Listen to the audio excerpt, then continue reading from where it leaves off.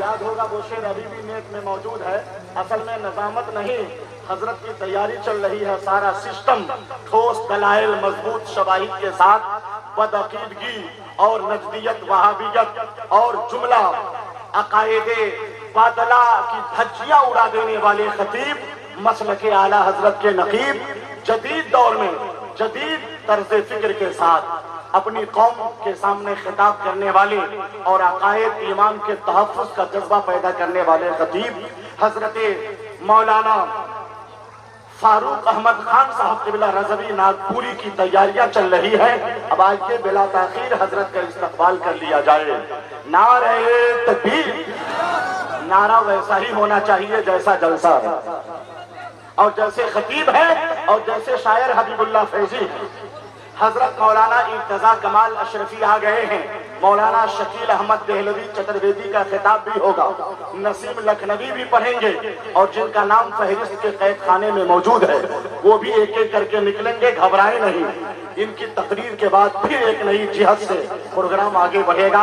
आइए हाथों को उठाकर इस्तकबाल कीजिए। नारे तकबीर, नारे रिसालत, मसलके आला हजरत फजले रहमा कॉन्फ्रेंस, सरजमीने पराती शरीफ, जामिया रहमानिया फजलुल उलूम, जलसे दस्तार बंदी।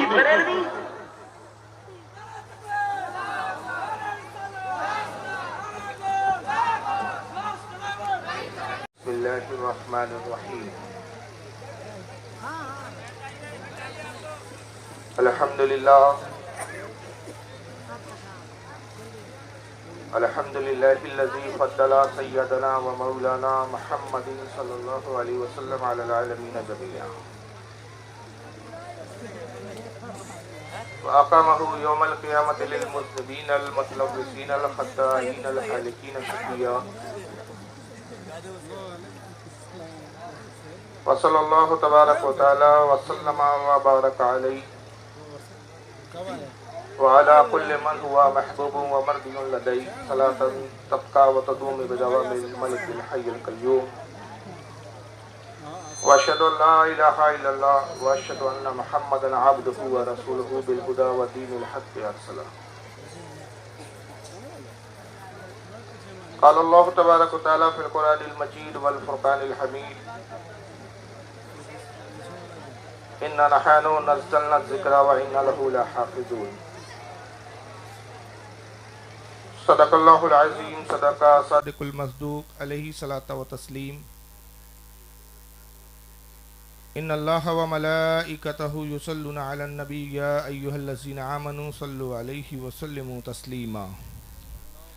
अल्लाहुम्मा सल्लि अला सय्यिदिना मौलाना शफ़ीअना व हबीबना व तबीबना व नबियना व मौलाना मुहम्मदिन व अला आलिहि व अस्हाबिहि व बारिक वसल्लिम। सलातु व सलाम अलैका या रसूलुल्लाह सल्लल्लाहु तआला अलैहि वसल्लम। सही कीजिए माइक को, बिल्कुल सादा माइक लग रहा है आपका। माइक सही नहीं है, सादा लग रहा है बिल्कुल। कुछ थोड़ा सा उसको बढ़ाइए, आवाज़ उसको रखिए हल्का सा।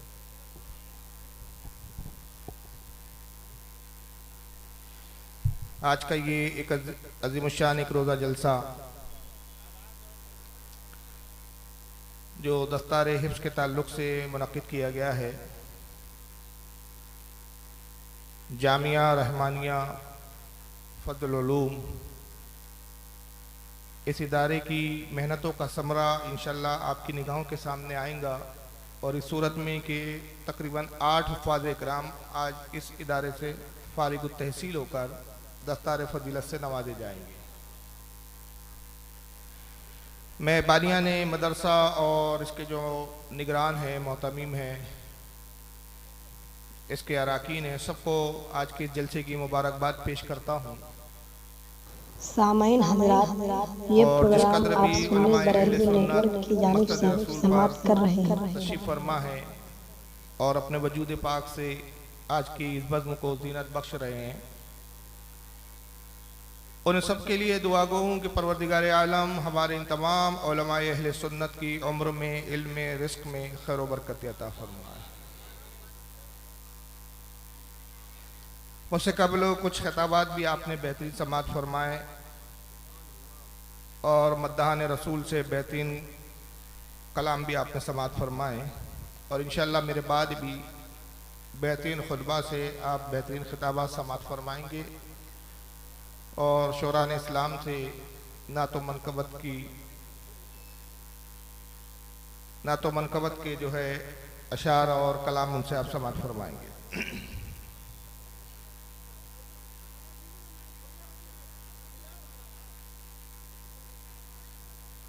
और फ़ाज़ इकराम के ताल्लुक़ से मैं कुछ फ़ज़ाइल और कुछ गुफ्तगू इब्तिदा में करना चाह रहा हूँ, ताकि आप पर यह वाज़ेह हो जाए कि हाफिज़ कुरान का मकाम क्या है। इसमें कोई दो राय नहीं है और कोई इस पर इख्तलाफ नहीं है। हर ज़माने में मुसलमानों ने इस चैलेंज को कबूल किया है और मुसलमान क्या चैलेंज करे कि चैलेंज करने वाली ज़ात खुद परवरदिगार आलम की है और वो ये कि कुरान अज़ीम से बेहतरीन किताब रुए ज़मीन पर इस वक्त कोई किताब मौजूद नहीं है। और कुरान अज़ीम से बेहतरीन किताब इसलिए नहीं है कि ये अल्लाह का कलाम है। तमाम मखलूक मिल जाए तो अल्लाह के कलाम के मुकाबले में एक हुर्फ भी नहीं ला सकते। अगर कलाम इलाही को एक पल्ले में रख दिया जाए, हालांकि ये भी मैं समझाने के लिए कह रहा हूँ, ये मिसाल भी दुरुस्त नहीं है देखा जाए तो, इसलिए कि कलाम इलाही अल्लाह की सिफत है और उसका वज़न करना, उसको नापना ये मखलूक के बस में नहीं है।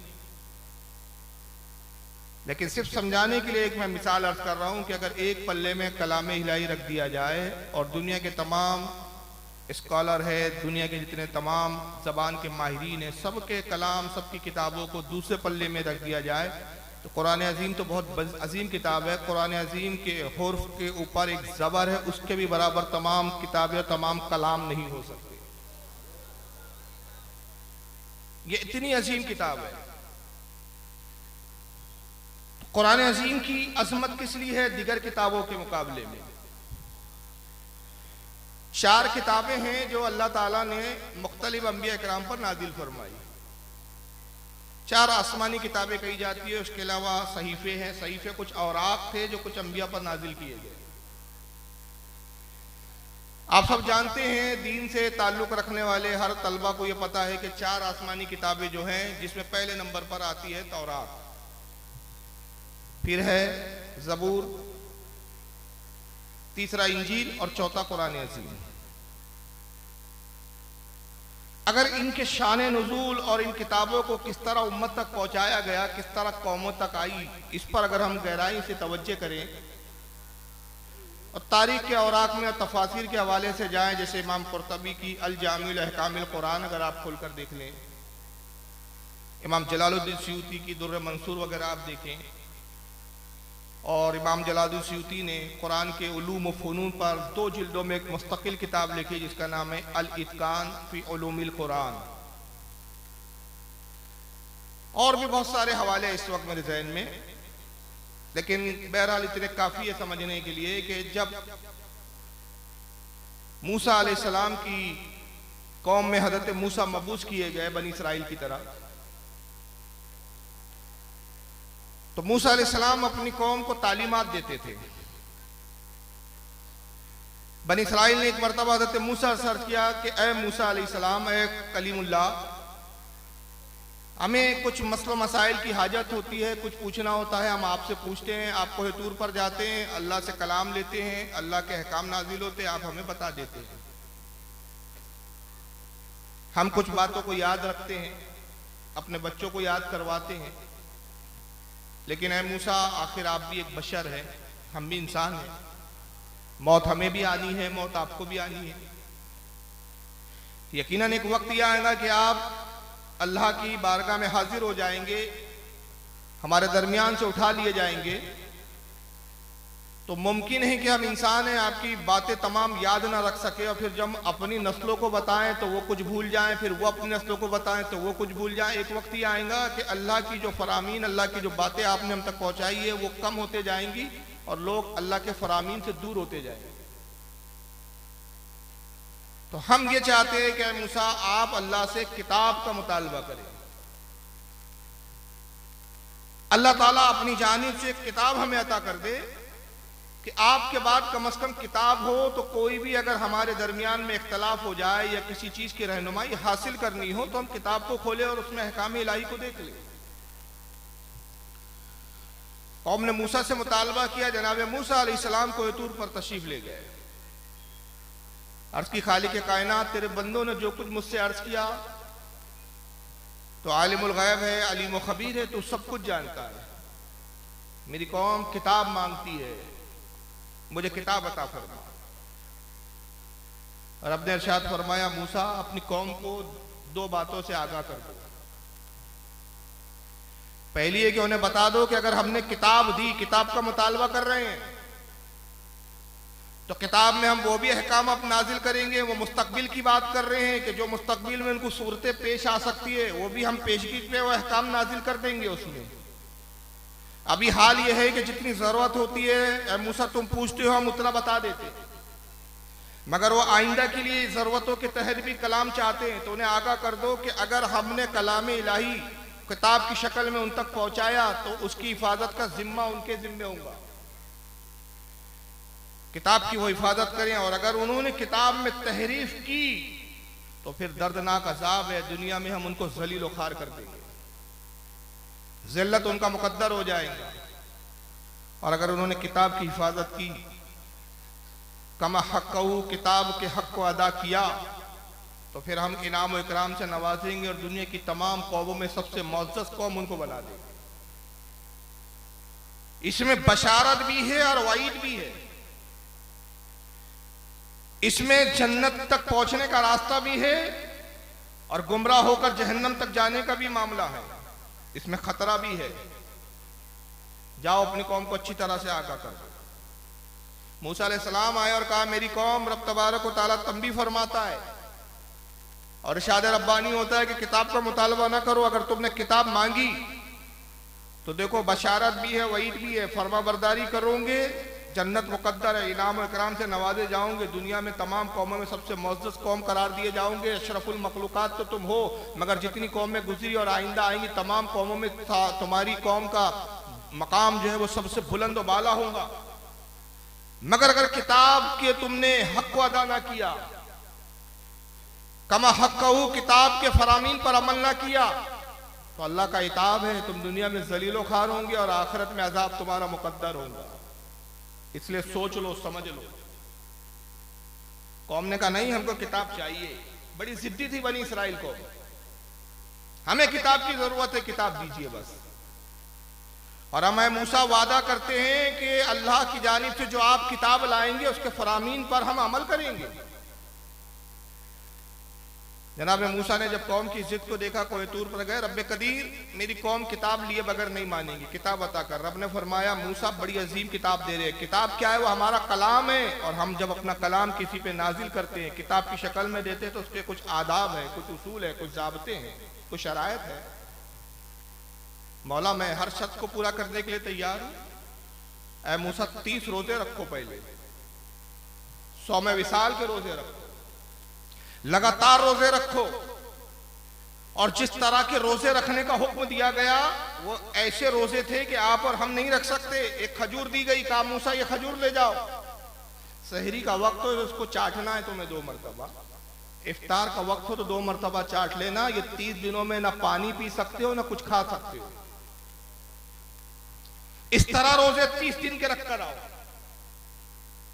ताकि तुम्हारे बदन के अंदर जितनी आलाइश है बशरी तकाजों के एतबार से उससे भी पाक और साफ हो जाओ। नबी यूं तो ताहिर होता ही है, लेकिन रब की तरफ से हुक्म हो रहा है कि जाहिरी जो चीजें हैं उससे भी आप ताहिर हो जाएं। मूसा अलैहिस्सलाम आए, उस खजूर को लेके ताक में रख दिया अपने हुजरे के। सहरी का वक्त हुआ, खजूर निकाली, 2 दफा चाटा, रख दिया, रोजा शुरू।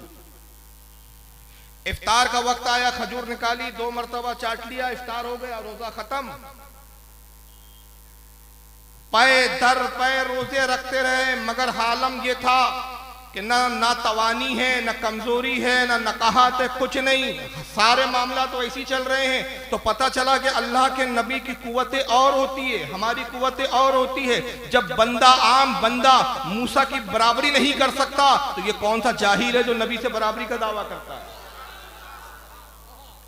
और जिसे नबी से बराबरी का दावा हो उसे चैलेंज है कि वो 30 दिन नहीं 1 हफ्ता इस तरह रोजा रख के दिखा दे।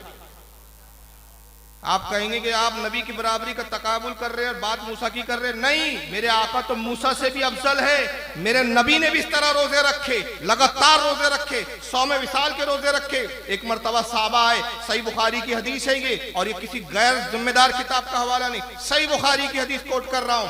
आके अर्ज करते या रसूलुल्लाह सल्लल्लाहु अलैहि वसल्लम, हम देखते कि आप 100 विसाल रखते, लगातार आप रोजे रखते हैं, हमें भी इजाजत दी कि हम भी इस तरह रोजे रखे। आपने फरमाया तुम नहीं रख सकते। कहा या रसूलल्लाह इजाजत तो दे, हम जब तक चाहे रख ले, और जब हमारे जिस्म बर्दाश्त ना कर सके हम इफ्तार कर लेंगे। हुजूर ने कहा अच्छा ठीक है, अगर तुम कहते हो इजाजत मांगते हो, जाओ इजाजत दी, रोजे रख लो।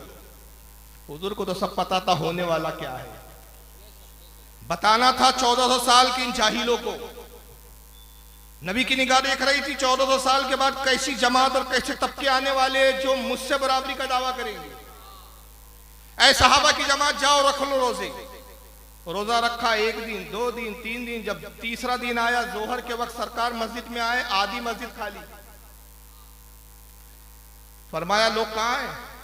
साहब ने अर्ज किया या रसूलल्लाह 100 विसाल के जो रोजे रख रहे थे कुछ गशी के आलम में बेहोश पड़े हुए। अरब की धूप 3 दिन से ज्यादा बर्दाश्त न कर सके। सरकार बाहर तशरीफ लाए, देखा एक साहब जमीन पे गिरे हुए, एक साहब पंखा झल रहे हैं। फरमाया क्या हुआ? या रसूलल्लाह मस्जिद में नमाज के लिए आ रहे थे, गश आया, गिर गए। फरमाया सबको जमा करो, सबको बुलाओ, जो नकाहत की वजह से, कमजोरी की वजह से नहीं आ सकते कांधों पे उठा के लाओ, खाट पर सवार करके लाओ। सारे उन सहाबा को लाया गया जो 100 विसाल के रोजे रख रहे थे। फरमाया सब रोजा तोड़ो, सब इफ्तार करो। अब मिंबर पे आके फरमाया अय्युकुम मिसली, तुम में मुझ जैसा कौन? तुम मेरी साहिरी हालत देख के मेरी तरह समझते हो? नहीं, मेरा आलम यह है कि मैं रात अपने रब की बारगाह में गुजारता हूं, वही मुझे खिलाता है, वही मुझे पिलाता है। तो जब सहाबी, गौर करें, जब सहाबी नबी के बराबर नहीं हो सकता तो ये वहाबी नबी के बराबर कैसे हो सकता?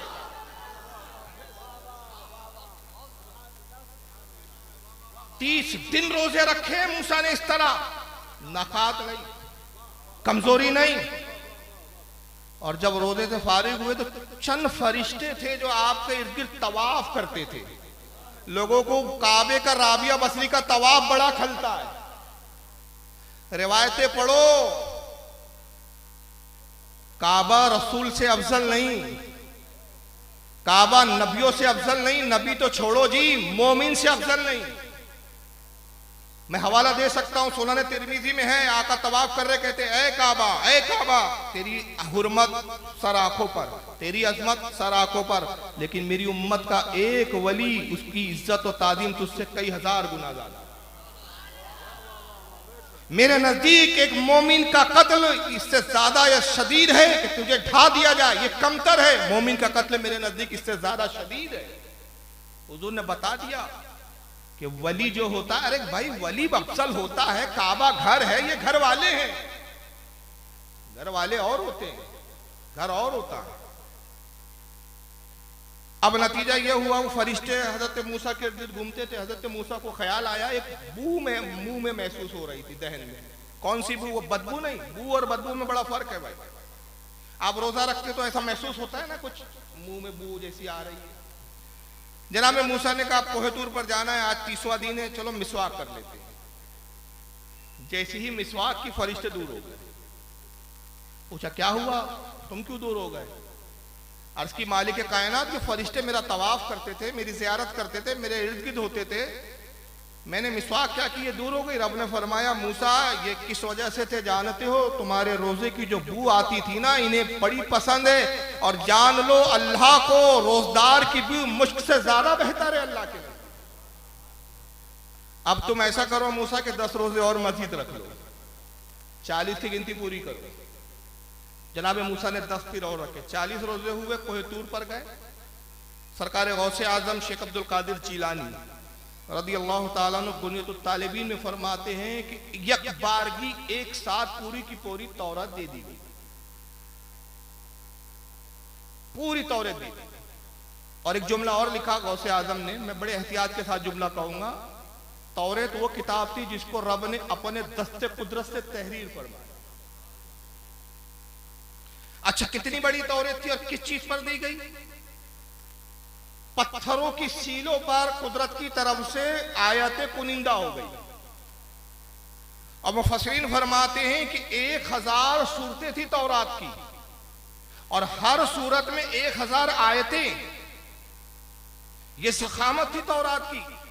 हजरत मूसा उसको लाए, एक बैल बंडी थी जिस पर वो तौरेत की तख्तियां रख दी गई, इसको इंसान नहीं उठा सकते थे।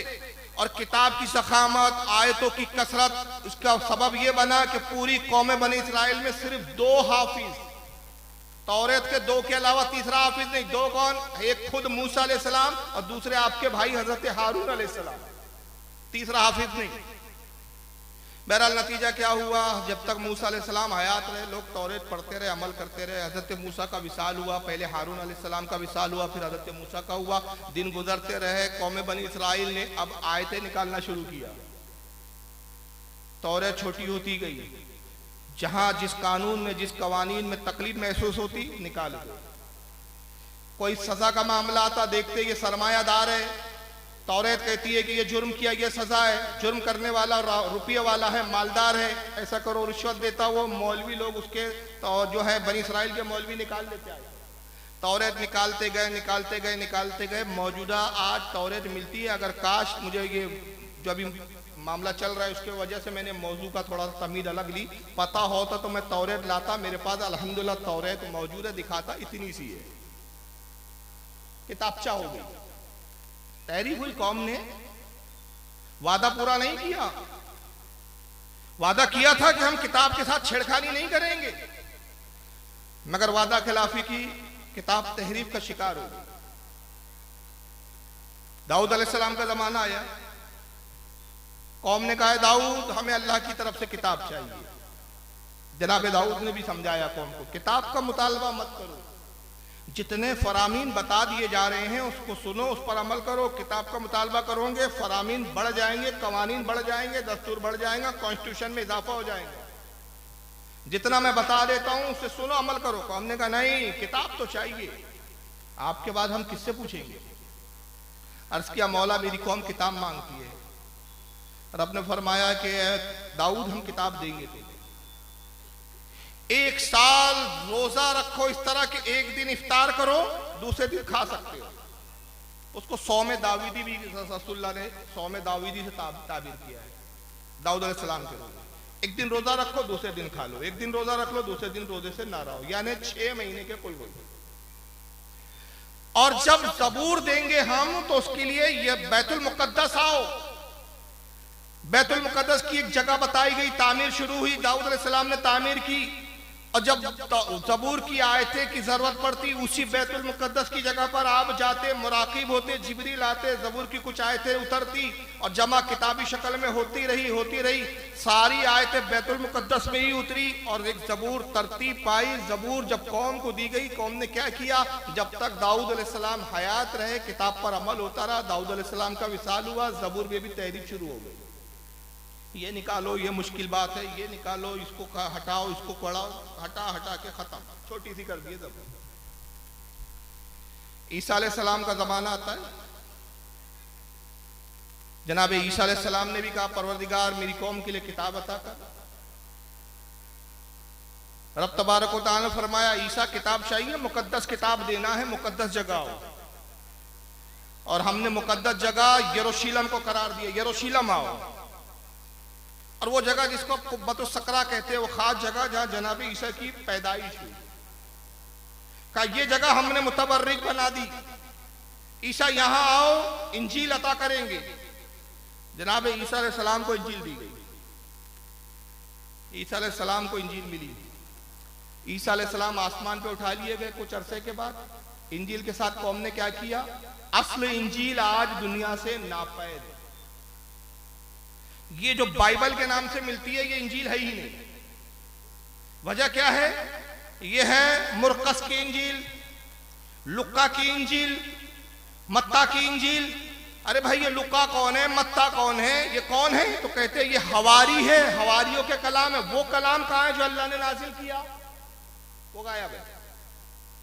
और फिर तहरीफ ही नहीं किया इंजील के अंदर ईसाइयों ने, नौज़ बिल्लाह मिन ज़ालिक, ऐसी तहरीफात की और ऐसे इल्हाकात किए, ऐसे इल्हाकात कि अगर आज मौजूदा इंजील पढ़ो तो आपकी अक्ल घूम जाए और आप हैरान हो जाए कि ये इंजील अल्लाह का कलाम हरगिज नहीं हो सकता। जो नौज़ बिल्लाह मिन ज़ालिक नबी का किरदार कितना बदतरीन बता रहा है। लुक्का की इंजील खोले, अल्हम्दुलिल्लाह चारों अनाजिल मेरे पास मौजूद है। लुक्का की इंजील खोले, लिखा जाता है उसमें माज़अल्लाह के दाऊद अलैहिस्सलाम की 4 बेटियां थी और जवान थी, आवाश और अय्याश किस्म के नौजवान मडलाते थे। दाऊद ने देखा कि मेरी बेटी खूबसूरत है बेटियां, और ये अय्याश अबाश लौंडे जो है मेरी बेटियों के इर्द गिर्द घूमते हैं। अपनी बेटियों को लेकर दाऊद एक पहाड़ पर चले गए। बेटियों ने आपस में कहा कि बाप ने हम पर जुल्म किया, और जुल्म ये है कि भरी जवानी में आबादी से दूर के वीराने में ले आया, पहाड़ के टीले पे लाया, जहाँ ना मर्द है ना कोई मुतनफ़िस है, कोई इंसान नहीं, हमारी ख्वाहिशों का एहतराम नहीं किया, ना हम किसी मर्द को देख सकती है, ना कोई मर्द हमें देख सकता है, तो इस खूबसूरती का क्या फायदा?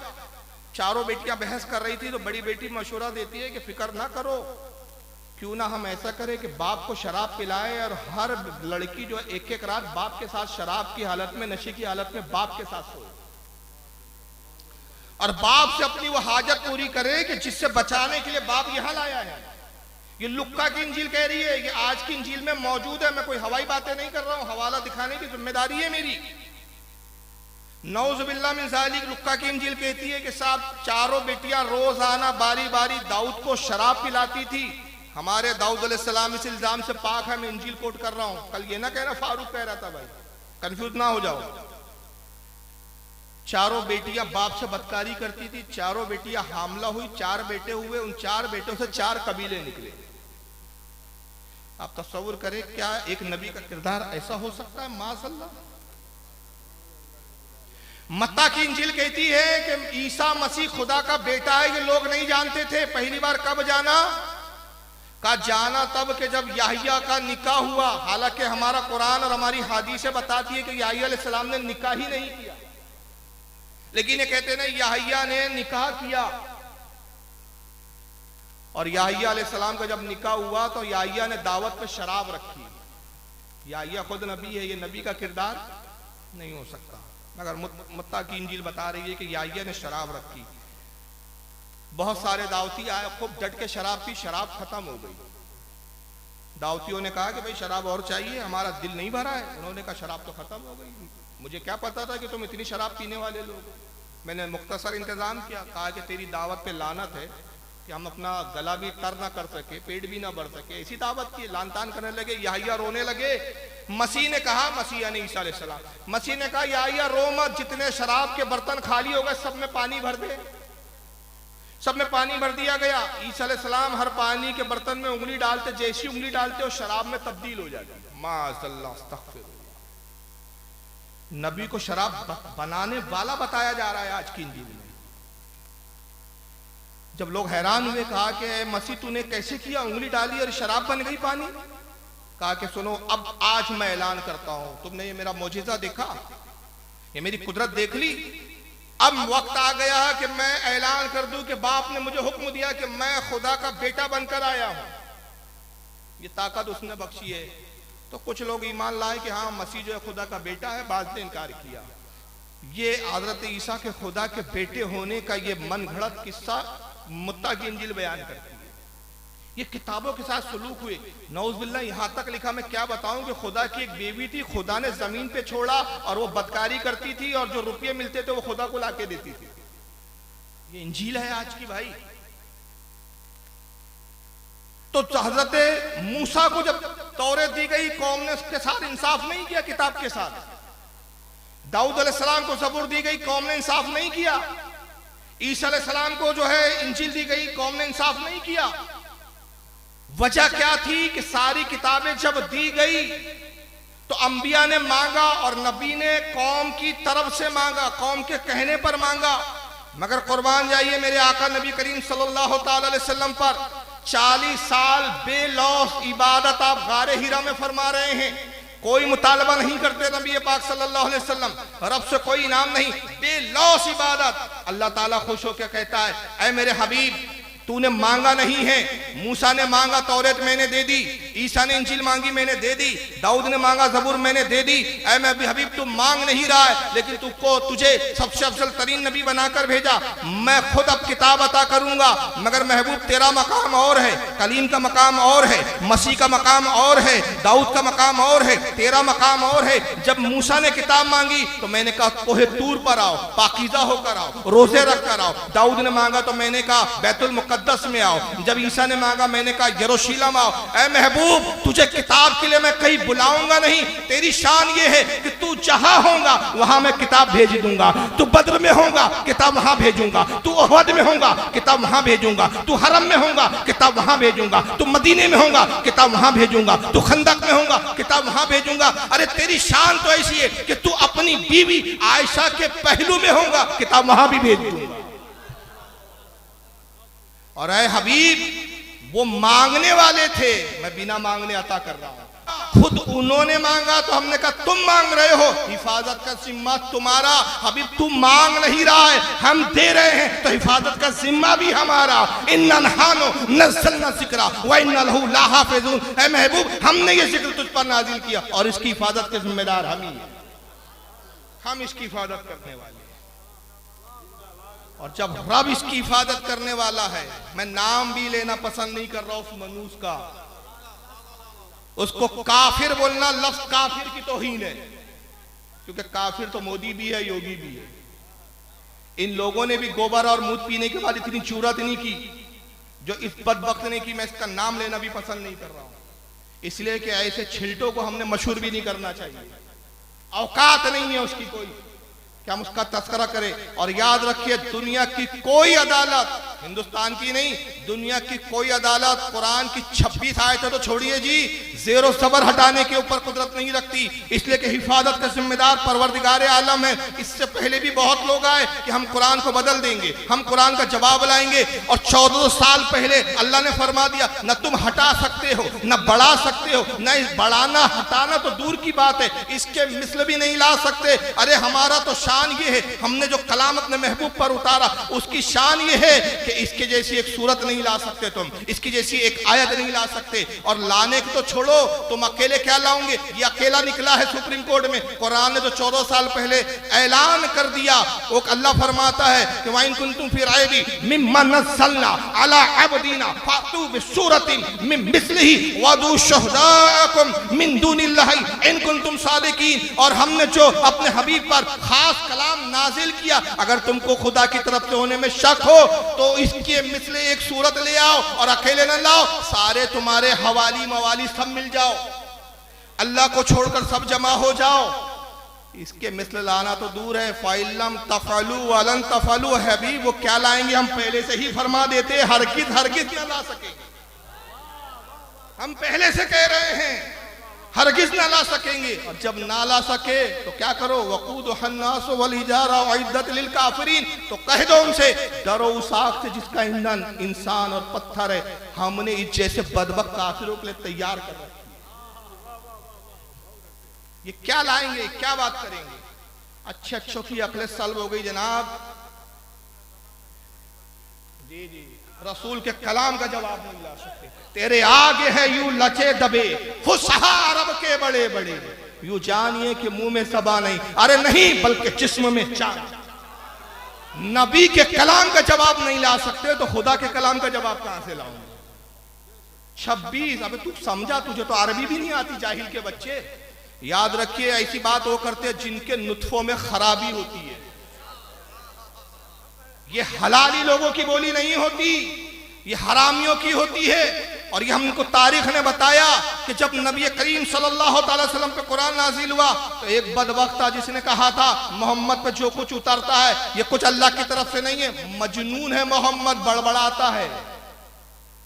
वलीद इब्न मुगीरा था, कहने वाला कौन था, क्या कहा था उसने नबी को, मजनून है, पागल है, बड़बड़ाता है और कहता है अल्लाह की तरफ से। रब को जलाल आया, हबीब तुझे मजनून कह रहा है। जवाब हम देंगे, तेरी नामूस की हिफाजत का जिम्मा भी हमने ले रखा है। हमला तुझ पे होगा, जवाब हम देंगे।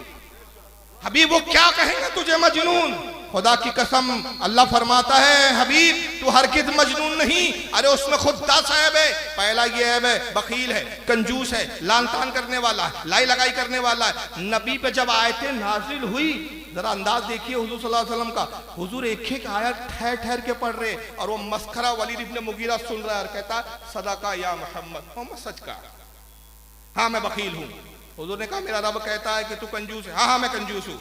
मेरा रब ने कहा तू लाई लगाई करता, हाँ हाँ मैं लाई लगाई करता हूँ। मेरा रब कहता है तू तानेबाज है, हाँ हाँ मैं तानेबाज हूँ। तू ये है, तू ये है। 9 आयब तक तो कहता रहा सदाका या मोहम्मद, सदाका या मोहम्मद, मोहम्मद तुमने सच कहा, मोहम्मद तुमने सच कहा। और जैसी 10वां आयब पड़ा सर घूम गया। हुजूर ने फरमाया मेरा रब कहता है ओ तिल्लिम बाद ज़ालिका सनीम, आस और इन सब पे तुर रही है कि तेरी असल में खता है, तू हरामी है, नुत्फा हराम है। सर घूम गया, मुझे भी नहीं पता था मैं हरामी हूं। तो बहुत से हरामियों को खुद पता नहीं होता कि वो हरामी है। पता कब चलता है? जब नबी की गुस्ताखी जबान से निकलती है। उनको भी नहीं पता होता हम हरामी हैं। तो ऐसे हरामियों का नाम लेके मैं अपनी जबान क्यों नापाक करूं? रहमा कॉन्फ्रेंस अब सीधा निकला। जरा यहां पे एक नुक्ते पे गौर कीजिएगा और अकीदे अहले सुन्नत पर सलाम कीजिए। मैं कहता हूं आला हजरत का एक शेर और हमारी जिंदगी भर की तकरीरें एक तरफ, मुझ जैसे करोड़ों मुकर्रिरों की तकरीरें एक तरफ, आला हजरत का एक शेर एक तरफ। क्या आला हजरत का शेर शेर नहीं होता, कुरान की तर्जुमानी होती है। दुश्मन अहमद पे शिद्दत कीजिए, मुल्हिदों की क्या मरवत कीजिए, गैज में जल जाए बेदीनों के दिल, या रसूल अल्लाह की कसरत कीजिए। अब ये शेर की तस्दीक कहाँ होती है? माँ के पास गया वलीद इब्न मुगीरा, तलवार निकाली, माँ की गर्दन पे रख दी। बता मेरा बाप कौन है? बेटा तेरा बाप मुगीरा है, नाम वलीद था, वलीद इब्ने मुगीरा, यानी मुगीरा का बेटा वलीद, नाम वलीद है, बेटा मुगीरा है। झूठ कहती है तू। मोहम्मद ने कहा मेरा बाप मुगीरा नहीं है। तू झूठी हो सकती है, मोहम्मद झूठे नहीं हो सकते। ये काफिर है, अंदाजा लगाए। मैं एक नुक्ता बोल के गुजर जाऊंगा। उस दौर का 1400 साल पहले का काफिर भी जानता था कि मोहम्मद झूठ नहीं बोल सकते। आज का कितना बदतरीन काफिर है जो कहता है खुदा झूठ बोल सकता है। कहां हो यार तुम, कहां खोए हुए हो भाई? नहीं समझ में आ रही है बात। अरे कहां खोए हुए हो भाई? तो अब अगर मैं कह दूं ये वलीद इब्न मुगीरा से इनका बड़ा गहरा ताल्लुक है तो फिर चेहरे के जुगराफिया बिगड़ने नहीं चाहिए। झूठ कहती है तू झूठी हो सकती है, मोहम्मद झूठे नहीं हो सकते। मोहम्मद के रब ने कहा मेरा बाप मुगीरा नहीं है, मैं हरामी हूं। बता क्या मामला है? वो नहीं बताएंगे सर, तलवार से सर जुदा कर दूंगा तन से। अब नौबत यहां तक आ गई। मोहम्मद सल्लल्लाहु अलैहि वसल्लम तो वाकई झूठ नहीं बोलते, कुरान झूठा नहीं है। अंदाजा लगाइए, वलीद की माँ उस वक्त काफिर है, वलीद खुद काफिर है, मगर उसको भी यकीन है कि जो कुछ अल्लाह की तरफ से आ रहा है ये झूठ नहीं है। ये कौन सा वलीद इब्न मुगीरा से भी बड़ा हरामी है जो कहता है 26 डुप्लीकेट है, कुरान ही नहीं है, कहता है अबू बकर ने डाल दिया अपनी तरफ से। और उसका मैंने बयान सुना तो हंसी भी आ रही थी और जलील का गुस्सा भी आ रहा था मुझे। वो जलील कहता है कि अबू बकर और उमर ने मिलकर बढ़ाया। तो मैंने कहा भाई इन्होंने बढ़ाया तो अली क्या कर रहे थे उस वक्त? अरे वो अली अली नहीं कि जिसकी निगाहों के सामने नाहक और अली खामोश हो जाए। हम उस अली को नहीं मानते जो बुज़दिल है, हम उस अली को मानते हैं। हवाला तुम्हारी किताब से, बरेलियों की किताब नहीं, सुन्नियों की किताब नहीं, नहजुल बलागा उठा लो, शियाओं की किताब। नहजुल बलागा में खुतबा मौला कायनात हजरत इमाम हसन को वसीयत करते आखिरी वक्त है, बेटा हसन हक ना हक से कभी मत डरना, हमेशा हक का हिमायती रहना। और हसन सुन मेरे बेटे, तेरे बाप ने पूरी जिंदगी ऐसी गुजारी कि खुदा की कसम अगर पूरी दुनिया ना हक पर हो और तन्हा अली हक पर हो और अली के कब्जे में तलवार है तो पूरी दुनिया के ना हक होने के बावजूद अली घबराने वाला नहीं है, अली डरने वाला नहीं है। ये अली की शान है। ये दो लोग मिलकर कुरान में बदलाव कर रहे हैं और अली खामोश है, सलमान फारसी खामोश है। 1,24,000 कमोबेश उससे ज्यादा सहाबा किराम में सब खामोश है। क्या जहलत है यार, बोलने से पहले सोच तो क्या गोबर निकाल रहा है तू अपने मुंह से। बहरहाल आइए फिर वलीद इब्ने मुगीरा की तरफ, इसके बाप की तरफ। मैं असल बता रहा हूं इसका नसब कहां से जुड़ा हुआ। माँ ने देखा कि अब नौबत यहाँ तक आ गई तो माँ कहती बेटा बात सच्ची है। हुआ ये कि तेरा बाप बड़ा अमीर और कबीर था लेकिन औरत के काबिल नहीं था। मुझे ख्याल आया मर जाएगा, जायदाद भतीजे खाएंगे, मुझे तो कुछ मिलेगा नहीं, तो मैंने एक चरावे से मुंह काला किया, उससे तू पैदा हुआ। वो दिन था। और उसके बाद फिर वलीद की वो बात नहीं रही जो पहले बोला करता था गुस्ताख की। अब यहां एक बात पे गौर करें, वलीद इब्ने मुगीरा हरामी था, अल्लाह तो हमेशा पहले से जानता था, उसका इल्म तो कदीम है ना।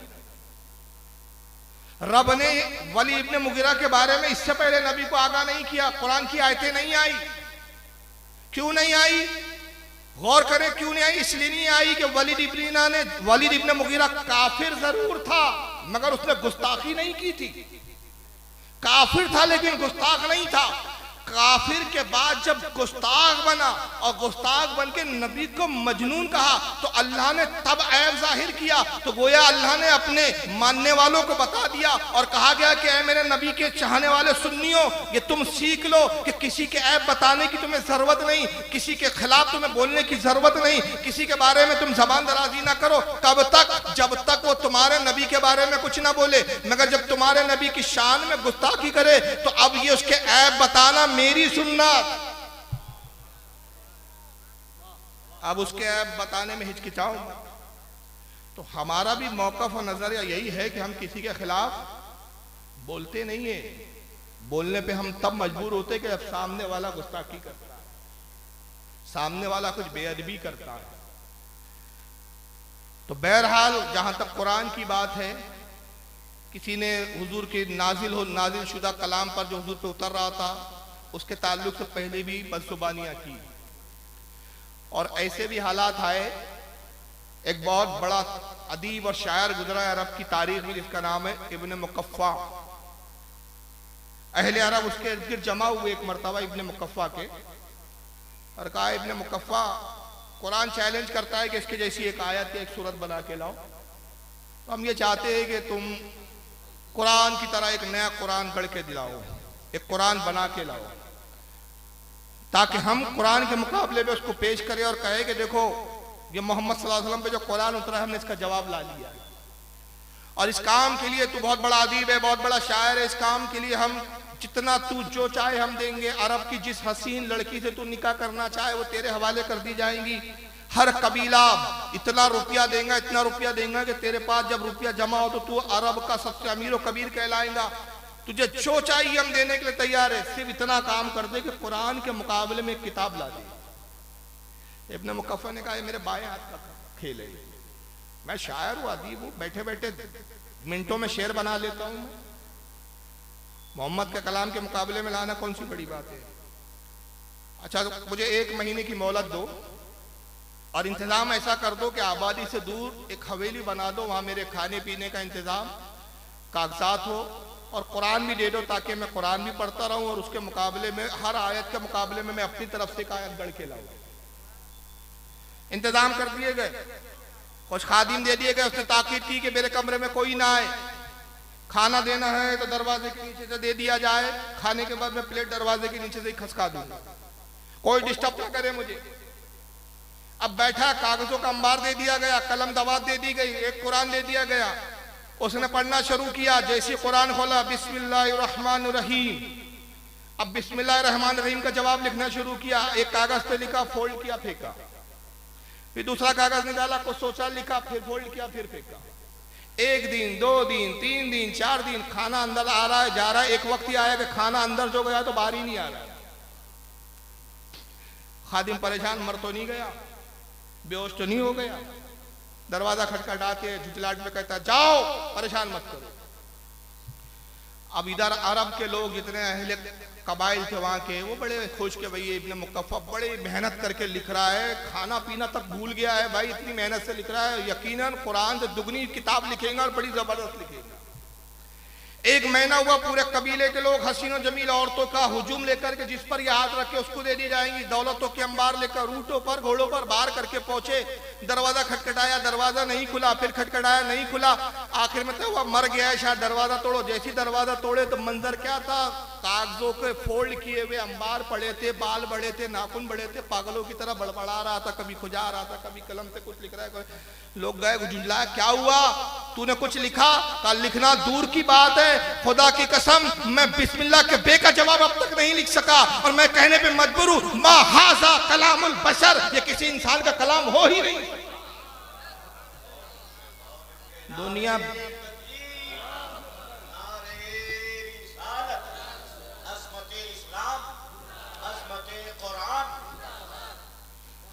दुनिया बिस्मिल्लाह के बे का जवाब ना ला सकी।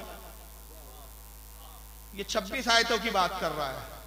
अब 26 आयत तो छोड़, तू एक आयत को भी पहले ढंग से समझ पाया है? जाहिल के बच्चे, तेरी समझने की औकात नहीं, और तू कोर्ट जा रहा है। और किसको कह रहा है? कुरान में 26 आयतें सही नहीं है, वो जज, वो जो बेचारे खुद काफिर है।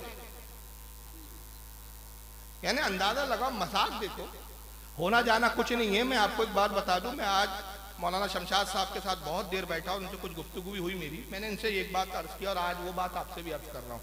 ये कल से मैं नेपाल में हूँ, उससे पहले राजस्थान में 4-5 दिन से मैं घर से बाहर हूँ, और 4-5 दिन से शोर हो रहा है। दोस्त अहबाब के फ़ोन आ रहे हैं, मैसेज आ रहे हैं, फारूक साहब इस पर आप अपना एक वीडियो डालो, ये डालो। मैं बहुत सोच रहा हूँ। मेरा नजरिया ये है, कहने का नतीजा ये है कि जो हमारे जिन जिम्मेदार लोगों ने कोर्ट में जाके जो उसको जवाब देना है वो देंगे, कोर्ट की जबान में कोर्ट की बात होगी। लेकिन मैं आपसे अपील करता हूं, खुदा के वास्ते कोई जुलूस निकालने की आपको जरूरत नहीं। ये मेरी गुजारिश है, इस पर गौर करें आप। कोई एहतजाजी जुलूस की मैं जरूरत नहीं समझता। वजह क्या है? कोई बहुत जिम्मेदार ठेकेदार नहीं है। इस वक्त जो मौजूदा हुकूमत है ना, ये इसकी पॉलिसी है, ये कुत्ता है उस हुकूमत का। और ये पॉलिसी क्या है? महंगाई आसमान छू रही है, पेट्रोल के दाम दिन ब दिन बढ़ते जा रहे हैं, गैस महंगी हो गई, खाने पीने की अशिया महंगी हुई। लोग चीख रहे हैं, चिल्ला रहे हैं, कह रहे कि साहब तुम तो राम राज लाने वाले थे। जब राम राज का ये आलम है तो रावण राज ही बेहतर था। पहला मुद्दा नहीं है हुकूमत के पास। बाबरी मस्जिद का मुद्दा खत्म हो गया, किसानों ने दिल्ली में बैठ के नाक में दम कर दिया। क्या करें, कोई इशू छेड़े ताकि लोगों का जहन हटे, तो इस कुत्ते को छोड़ा गया, जा भोंक। तो ऐसे कुत्तों के भौंकने पर अगर हम रोडों पे आते हैं तो नतीजा क्या होता है मालूम है? गवर्नमेंट की पॉलिसी होती है। यूपी में हुआ है, जब रोडों पे आई हमारे यहाँ की पब्लिक, कुछ शर पसंद इन्हीं के लोग होते हैं जो जुलूस में घुसते और पत्थरबाजी करते हैं, और फिर उसमें पढ़े लिखे नौजवानों को चुन चुन के पकड़ा जाता है और बाकायदा अरेस्ट किया जाता है। और क्रिमिनल रिकॉर्ड एक बार बन गया तो दोबारा फिर उनको नौकरियां नहीं मिलती।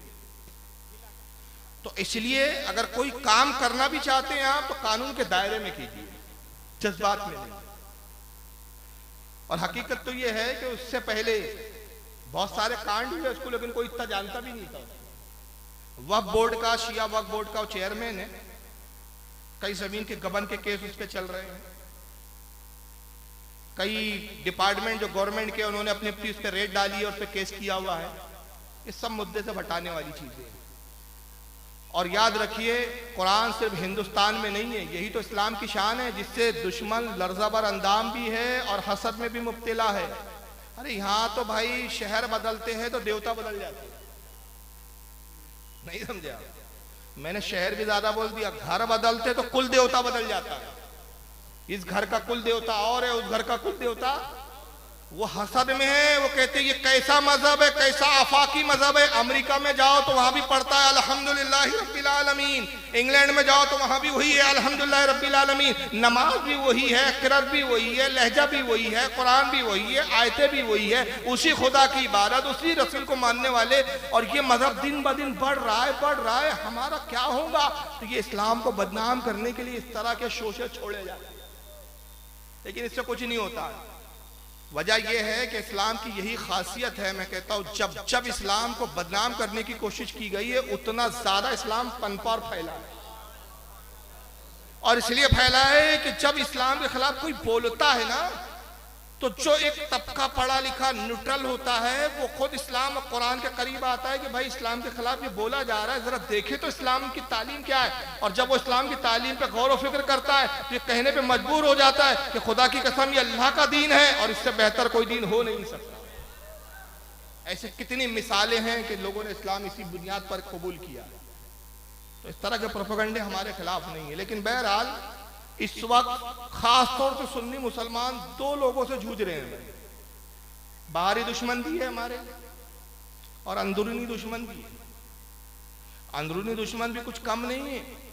फर्क यह है कि बाहरी दुश्मन खुलकर कुरान के खिलाफ बोलता है और अंदरूनी दुश्मन जो है वो दबे लफ्जों में बातों को तोड़ ममोड़ के मिशन वही चलाते हैं। इस ताल्लुक से मैं एक शख्स को आपको दिखा रहा हूं कि देखिए उसने यहां कुरान के अहकाम को कैसे तोड़ ममोड़ के पेश किया और अवाम को कैसे बेवकूफ बनाया है। नाम है इन साहब का तारिक जमील साहब, पाकिस्तान से ताल्लुक रखते हैं। जरा ये इनको सुन लीजिए। मैं तुम्हें अल्लाह उसके रसूल का वास्ता देता, उम्मत बन के रहो, मुस्लिम बन के रहो, कोई गुंजाइश नहीं। अपने अपने अकीदे पर पक्के रहो, दूसरे के लिए गुंजाइश रखो। अपने अपने अकीदे पर पक्के रहो, दूसरे के लिए गुंजाइश रखो। अब ये तारिक जमील है। अभी मैं बताऊंगा, आप सोचेंगे अभी तो कुरान के ताल्लुक से कोई बात नहीं है। ये वीडियो शुरू से चलेंगे, एक एक पॉइंट लेके मैं चलूंगा। अभी ये पहला पॉइंट है। तारिक जमील साहब एक तालीम पेश कर रहे हैं कि अपने अपने अकीदे पर कायम रहो लेकिन एक दूसरे के लिए गुंजाइश रखो। यानी इनके उसूल पे अमल करें तो वो 26 आयतों के खिलाफ जो बोल रहा है उसके लिए भी गुंजाइश है इनके पास। अपने अपने अकीदे पे। अब उसका अकीदा है कि 26 आयतें जो है दहशतगर्दी की बात करती है, उसका अपना अकीदा है भाई। आपका अकीदा है कि नहीं साहब कुरान में ऐसी कुछ बात है ही नहीं, आपका अपना अकीदा है। एक दूसरे के लिए गुंजाइश रखो, मोहब्बत की बात करो। और आजकल इसी मिजाज के लोग बहुत ज्यादा हो गए कि यार क्या वहाबी सुन्नी लगा रखा है आपने, क्या देवबंदी वहाबी बरेलवी करते रहते हो यार। मोहब्बत से रहो यार, मिलजुल कर रहो, अखलाक से रहो, उम्मत बन के रहो। अच्छा ये जुमला इसका बड़ा अजीब होता है, उम्मत बन के रहो। भाई उम्मत तो नबी बना कर गए, ये कौन सी उम्मत बनाने वाला है? ये कौन सी उम्मत बना? सवाल पैदा होता है क्या कुरान की यही तालीम है कि लोग अपने अपने अकीदे पर रहें और एक दूसरे के लिए गुंजाइश रखें? एक जमात का अकीदा हो कि रसूलुल्लाह मरकर मिट्टी में मिल गए, और एक जमात कहती हो कि हमारे आका जिंदा है, हयात है, उम्मत के हाल से वाकिफ है। फिर एक जमात कहती है कि नबी की ताजीम करना हो तो बस इतनी करो जितनी बड़ी भाई की करते हो, बड़े भाई से ज्यादा ताजीम मत करो। एक जमात का अकीदा यह है कि नहीं साहब रसूलुल्लाह की ताजीम जो है पूरी कायनात में अगर अल्लाह के बाद किसी का मकाम और मर्तबा है तो रसूलुल्लाह का है। एक जमात कहती है नबी का इल्म क्या है जनाब, ऐसा इल्म तो जानवर और पागलों को भी है। दूसरी जमात कहती है कि अल्लाह ने अपने हबीब को इतना इल्म दिया कि अव्वलीन और आखिर में किसी को इतना इल्म नहीं दिया गया। हमारे नबी हर चीज से जो हो चुका वो भी जानते हैं, जो होने वाला है वो भी जानते हैं। मा काना वमा यकून के इल्म से आप आगाह है। ये इख्तिलाफात इतने बड़े बड़े छोटे इख्तिलाफात नहीं है भाई। एक जमात तो यहां तक कह रही है नौजुबिल्लाह मिन ज़ालिक, कहने वाला कह रहा है कि नबी की कब्र को देखना बुत को देखने की तरह है। और दूसरी जमात कह रही है कि साहब नबी की कब्र को देखना बाई से बरकत है, बल्कि बाई से बरकत नहीं बशारत नबी की ये मिलती है, मन ज़ारा कब्री वजबत लहू शफाती, जिसने मेरी कब्र की ज़ियारत की उस पर मेरी शफात वाजिब हो गई। ये अकीदों में इतने तजाद, और जनाब कहते हैं एक दूसरे के लिए गुंजाइश रखो। मैं तारिक जमील साहब और उनके चाहने वालों से बड़े नरम लहजे में, अदब नहीं कहूंगा, इनका अदब जायज, बड़े नरम लहजे में एक मुतालबा बड़ा छोटा सा, अगर तारिक जमील के या चाहने वाले कुछ सुन रहे हो घर जाके जरा गौर करें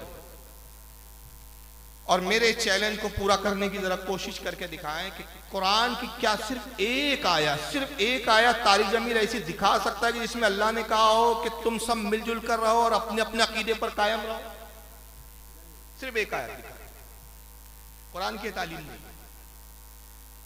अगर कुरान की ये तालीम है तो आज देवबंदी भी उस बदबख्त का रद्द कर रहे हैं, उसके खिलाफ आए हैं। तो भाई क्यों आए हो अगर आपका नजर ये है कि सब एक हो जाओ? अगर वो कुरान के खिलाफ बोल रहा है तो तुम उसके खिलाफ बोल रहे हो, तो तुम्हारे बाप दादाओं ने तो साहिब कुरान के खिलाफ बोला है, उनके खिलाफ कब जबान खोलोगे? इंसाफ करना है तो पूरी तरह करो। कुरान की तालीम नहीं है भाई। ये कुरान क्या कहता है, ये कुरान की तालीम मैं बताता हूँ। पारा नंबर 1 देख लें, सूरह बकरा और आयत नंबर 42।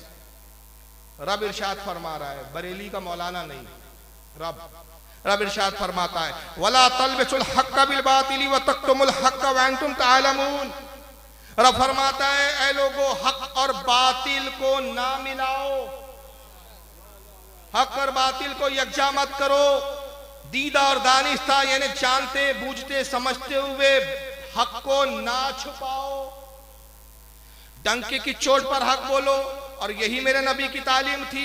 आइए मेरे नबी की बोली क्या है। आने वाले कुछ लोग आए, कहा कि अबू तालिब अपने भतीजे मोहम्मद को समझाओ, हमारे बुतों को बुरा बोलता है, वो हमारे बुतों को बुरा ना कहे, हम उसके खुदा को कुछ नहीं कहते, वो हमारे खुदाओं को कुछ ना कहे। इतनी ही बात थी ना। सुनाई कि नहीं है वाक्य भाई? हाँ, मशहूर वाक्य है, मशहूर, हर छोटी बड़ी सीरत की किताबों में वाक्य लिखा है। रसूलुल्लाह ने क्या जवाब दिया था? जवाब मालूम है आपको? जवाब में आका ने कहा था कि चचा वो कौम कहती है कि मैं उनके खुदाओं को बुरा ना कहूं, वो भी ठीक हम भी ठीक। अगर वो एक हाथ में चांद लाकर रख दे और दूसरे हाथ में सूरज, तो मैं हक कहने से बाज नहीं आऊंगा। तो पता चला कि कोई कितना ही चापलूसी का हो, कोई मिलने की बात करे, यकता की बात करे, तो ये बोली नबी की है कि हक को हक कहा जाएगा, बातिल को बातिल कहा जाएगा, और सब मिलकर रहो। ये बोली काफिरों और मुशरिकों की है। तो अब आप देख लो कि कौन किसकी बोली बोल रहा है। एक दूसरे मकाम पे कुरान कहता है, पारा नंबर 28 सूरह हश्र आयत 20, रब फरमाता है, ला यस्तवी अस्हाबुन नारी व अस्हाबुल जन्नह अस्हाबुल जन्नती हुमुल फाइजून। रब फरमाता है, क्या जन्नत वाले और जहन्नम वाले बराबर बराबर हो जाएंगे? बोलो, बराबर होंगे दोनों? नहीं होंगे। रब फरमाता है, कभी बराबर नहीं हो सकते। जो जन्नत वाले हैं वही कामयाबी को पहुंचे, जो जन्नत वाले हैं वही कामयाबी को पहुंचे। कुरान कहता है जहन्नम वाले और जन्नत वाले बराबर नहीं हो सकते। तो अब जो कह रहा है कि रसूलुल्लाह सल्लल्लाहु अलैहि वसल्लम इल्म गैब जानते हैं, वो जन्नती है, और जो कह रहा है नबी को गैब नहीं, वो जहन्नमी है, तो ये दोनों कभी बराबर नहीं हो सकते।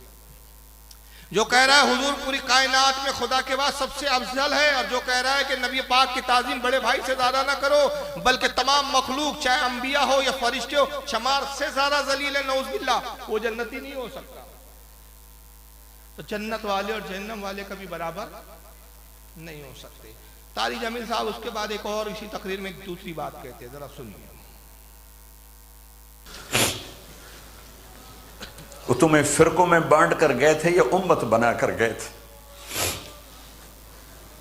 क्यों इस नादान खेल में अपनी जिंदगी बर्बाद करते हो? क्यों नहीं मुसलमान बन के रहते हो? इस उम्मत में इख्तिलाफ शुरू से है, हमेशा रहेगा। यहां तक ना जाओ कि एक दूसरे पर कुफ्र के फतवा। जन्नत में कौन जाएगा? तारी जमील साहब को बड़ा दर्द है भाई, रो रहे हैं बेचारे, और नाक से वो लंबा लंबा खींच भी रहे हैं, रो रो के सर्दी हो गई उनको, और कह रहे कि इस उम्मत में इख्तिलाफ शुरू से रहा है। तो भाई वो कौन सा इख्तिलाफ रहा उम्मत में, वो भी बता दें। वो इख्तिलाफ फरोई है, अकीदे का नहीं। और जब जब उम्मत में किसी ने अकीदे की बुनियाद पर इख्तिलाफ किया है, तो उस पर कुफ्र के फतवे भी लगाए गए हैं, और वक्त आने पर उस पर किताल भी किया गया। खारजी निकले, उन्होंने जब खारजियत का अकीदा फैलाना चाहा तो मौला कायनात ने उनसे जंग की, नाज़ियों के साथ जंगें की गई। बात फिर के वो है कि जिन पर कुफ्र के फतवे लगाए गए, अकीदे के मामले में कभी कंप्रोमाइज नहीं किया गया। उम्मत में जो इख्तिलाफ रहा उसके बाद सबको हक पर कहा गया, वो है फरोई इख्तिलाफ, फर्क है इनमें। दूसरा, मौलवी साहब कहते हैं कि अगर एक दूसरे को अगर काफिर कहते रहे तो फिर जन्नत में कौन जाएगा?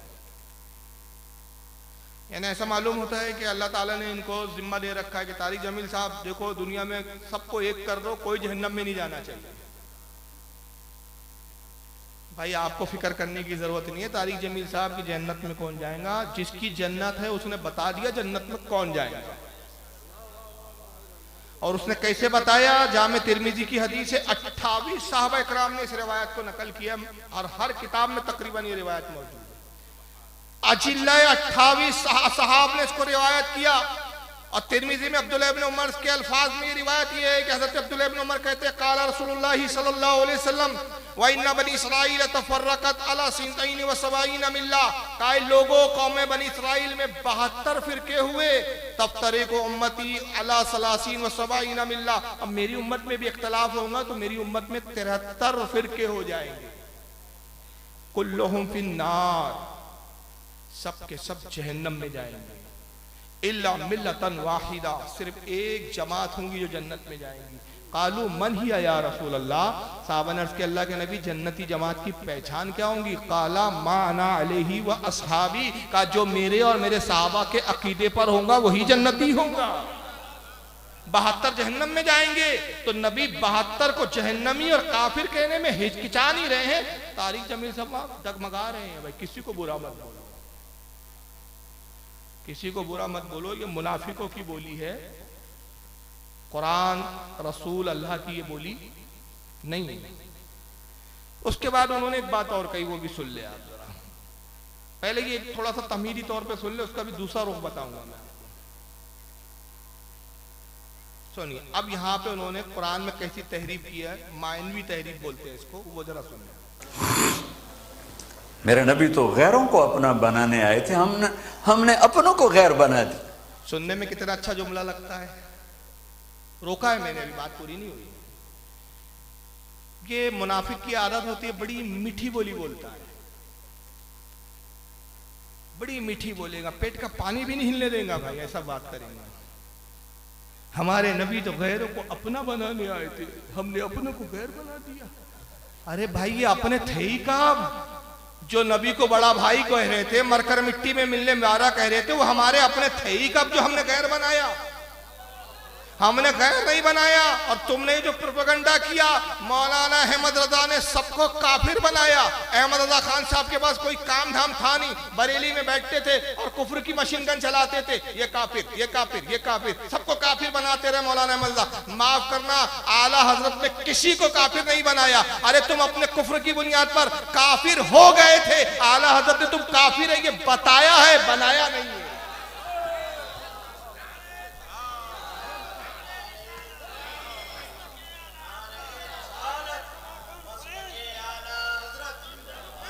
और एक बात और मैं बड़ी जिम्मेदारी से कह रहा हूं, बिल्कुल नई बात, आला हजरत का मौलवी अशरफ अली थानवी से कोई झगड़ा नहीं था, गंगोई साहब से कोई झगड़ा नहीं था, नाना तवी से कोई झगड़ा नहीं था, खलील अहमद अम्बेठी से कोई झगड़ा नहीं था। आप कहेंगे फारूक साहब पागल हो गए हो क्या? हुस्सामुल अरमैन है सामने, हुस्सामुल अरमैन तो इनके लिए बिल्कुल पहाड़ है, सर पे वजन।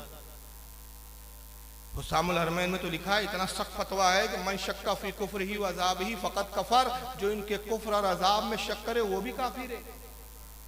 और आप कह रहे हैं अशरफ अली से झगड़ा नहीं था, थानवी से नहीं था, नाना तवी से नहीं था, गंगोही नहीं था। जी मैं फिर कह रहा हूँ, आला हजरत का न अशरफ अली थानवी से झगड़ा था, न गंगोही से झगड़ा था, न नाना तवी से झगड़ा था, न खलील अहमद अम्बेडवी से झगड़ा था, इनमें से किसी से झगड़ा नहीं था। खुदा की कसम क्यों नहीं था? अरे इन्होंने अल्लाह की गुस्ताखी की, इन्होंने रसूल की गुस्ताखी की, झगड़ा तो इन्होंने अल्लाह रसूल से किया। आला हजरत तो अल्लाह रसूल के वकील थे, अल्लाह रसूल की तरफ से मुकदमा लड़ रहे थे। झगड़ा तो इन्होंने खुदा से लिया, झगड़ा तो इन्होंने रसूल से लिया। आला हजरत तो वकालत कर रहे थे। तो जो सारी जिंदगी अपने नबी की अजमत की वकालत करता रहा, तुम उसको दुश्मन समझते हो? अरे तुमने तो उसका एहसान मानना था कि मुजरिमों को कटेरे में खड़ा करके अहमद रजा ने सजा सुनाई है। ये है वो मुजरिम जो खुदा के गुस्ताख है, ये अल्लाह से झगड़ने वाले हैं, ये रसूल से झगड़ने वाले हैं, ये औलिया से झगड़ने वाले हैं। वकालत की है आला हज़रत सारी जिंदगी जनाब। तो जन्नत में कौन जाएगा? सब जाएंगे, लेकिन तुम तो कभी नहीं जाओगे, सब बरेली जाएंगे। और इसी को आला हज़रत ने कहा, तारिक जमील तू आज कह रहा है जन्नत में कौन जाएगा? आला हज़रत ने कहा सुन, मेरे नबी का इल्म गैब का इनकार करके जन्नत में जाने के ख्वाब देखता है। अरे आला हज़रत कहते हैं मेरे नबी की गुलामी के सदके में मुझे इतना इल्म मिल गया कि तू क्या बोलने वाला है। जवाब मैं पहले 150 साल पहले देके जाता हूँ, और जवाब ये कि तुझसे और जन्नत से क्या मतलब? वहां भी दूर हो, हम रसूलुल्लाह के, जन्नत रसूलुल्लाह। तू बाद में बोलेगा, जवाब मैं पहले देके जा रहा हूं। जन्नत में कौन जाएगा? जिसकी जन्नत है, जो उसके है वही जन्नत में जाएंगे। और उसके बाद फिर तारिक जमील साहब अब दूसरी क्लिप में क्या कहते हैं जरा सुनिए। हुजूर तो अपने को गैरों को अपना बनाने आए थे, तुमने गैर अपनों को गैर बना दिया। माफ करना, तुम खुद ही गैर बने, घर छोड़ के तुम गए हो। हमने नहीं कहा था घर छोड़ के जाओ, तुमने खुद घर छोड़ा है। अब घर के बाहर रहकर चिल्लाओ मत कि इत्तेहाद कर लो। इत्तेहाद के लिए घर में आना पड़ता है, समझ रहे आप? घर किसने छोड़ा है? इन्होंने छोड़ा है। अब सुनिए जरा। जो नफरत की आग वहां भड़क रही है, यहां मत भड़काओ। जाओ मेरे देश में देखो कितने सर कट चुके, कितने सुहाग उजड़ गए, कितनी माएं बेआसरा हो गईं, कितनी जवान बेटियों की मांग वीरान हो गई। क्या इसी का नाम इस्लाम है? इसी का नाम इश्क रसूल है? कितना बड़ा एक्टर है भाई, एक्टिंग में रिकॉर्ड तोड़ दिया इसने। रोता है, नाटक देखो नाटक। नफरत की आग मत भड़काओ, मेरे देश में आके देखो कितनी औरतें बेवा हो गई, कितने बच्चे यतीम हो गए। अच्छा मौलाना, इसी को इश्क रसूल कहते हैं? सुन्नियों पे डांस हो रहा है, इसी को आशिक रसूल होना कहते हैं। किस सुन्नी ने किस औरत को बेवा किया वो भी तो बताओ। किस सुन्नी ने किन बच्चों को यतीम किया वो भी तो बताओ। मुल्ला जी उल्टा चोर कोतवाल को डांटे, दाइश तुमने बनाया, अलकायदा तुमने बनाया, जैशे मोहम्मद तुमने बनाया, तालिबान तुमने बनाया, लश्कर खैर तुमने बनाया, सारी दहशतगर्द तंजीमें तुमने बनाई, बम तुम रखो। तुम तो इतने बदमाश हो, इतने कमीने हो कि जिंदा तो जिंदा तुमने मुर्दों तक को नहीं छोड़ा, कि बुजुर्गों की कब्रें तक बमों से उड़ा दी। मारो तुम, काटो तुम, बेवा तुम करो, उल्टा चोर कोतवाल को डांटे। एक भी तंजीम सुन्नियों की दहशतगर्द नहीं है, चैलेंज से कह रहा हूं। एक भी तंजीम कोई दहशतगर्द सुन्नियों की नहीं। और सुन्नियों की तंजीम दहशतगर्द क्यों नहीं? तालिबान हमारा नहीं, अलकायदा हमारा नहीं, जैश मोहम्मद हमारा नहीं, दाइश हमारा नहीं, लश्कर तैयबा हमारा नहीं, लश्कर खैर हमारा नहीं। क्यों? इसलिए कि हम ख्वाजा के मानने वाले हैं। याद रखो, जो ख्वाजा का मानने वाला होता है वो आतंकवादी नहीं होता, और जो आतंकवादी होता है वो ख्वाजा का मानने वाला नहीं होता।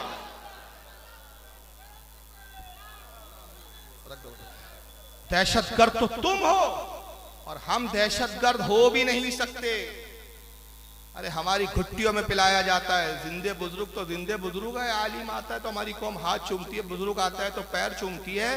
जिंदा है तो हम ताजीम करते हैं, मरने के बाद कब्र की भी ताजीम करते हैं। और हमारी घुट्टियों में पिला दिया जाता है, बेटा ये जो साहिब कब्र है ना, इनकी इज्जत और एहतराम करो। ये बाज़ाहिर हमारी आंखों से उजल हो गए, कब्र में जिंदा है, फूल डालो, इनके फूल के तोहफे दो। तो जो कौम अपने मुर्दों पर फूल डालती हो वो जिंदों पर आग के शोले नहीं बरसा सकती। फितना तो तुम करते हो। ये इस तरह की चिपड़ी चोपड़ी बातें करके कौम को गुमराह करते हैं। पता नहीं आपके इलाके में इनसे वास्ता आपका पड़ा है कि नहीं पड़ा, हमारे तो वास्ते दिन भर पढ़ते हैं इनसे। अब उसके बाद इन्होंने एक नई रिवायत सुनाई जो असल मकसद था। अब उसकी तरफ मैं आ रहा हूं। इसे वो दीन कहते हैं। एक दूसरे की मस्जिदों में नहीं जाते हो, एक दूसरे के पीछे नमाजें नहीं पढ़ते हो, एक दूसरे की मस्जिदों में नहीं जाते हो, एक दूसरे के पीछे नमाजें नहीं पढ़ते हो, जन्नत के ठेकेदार बन गए हो।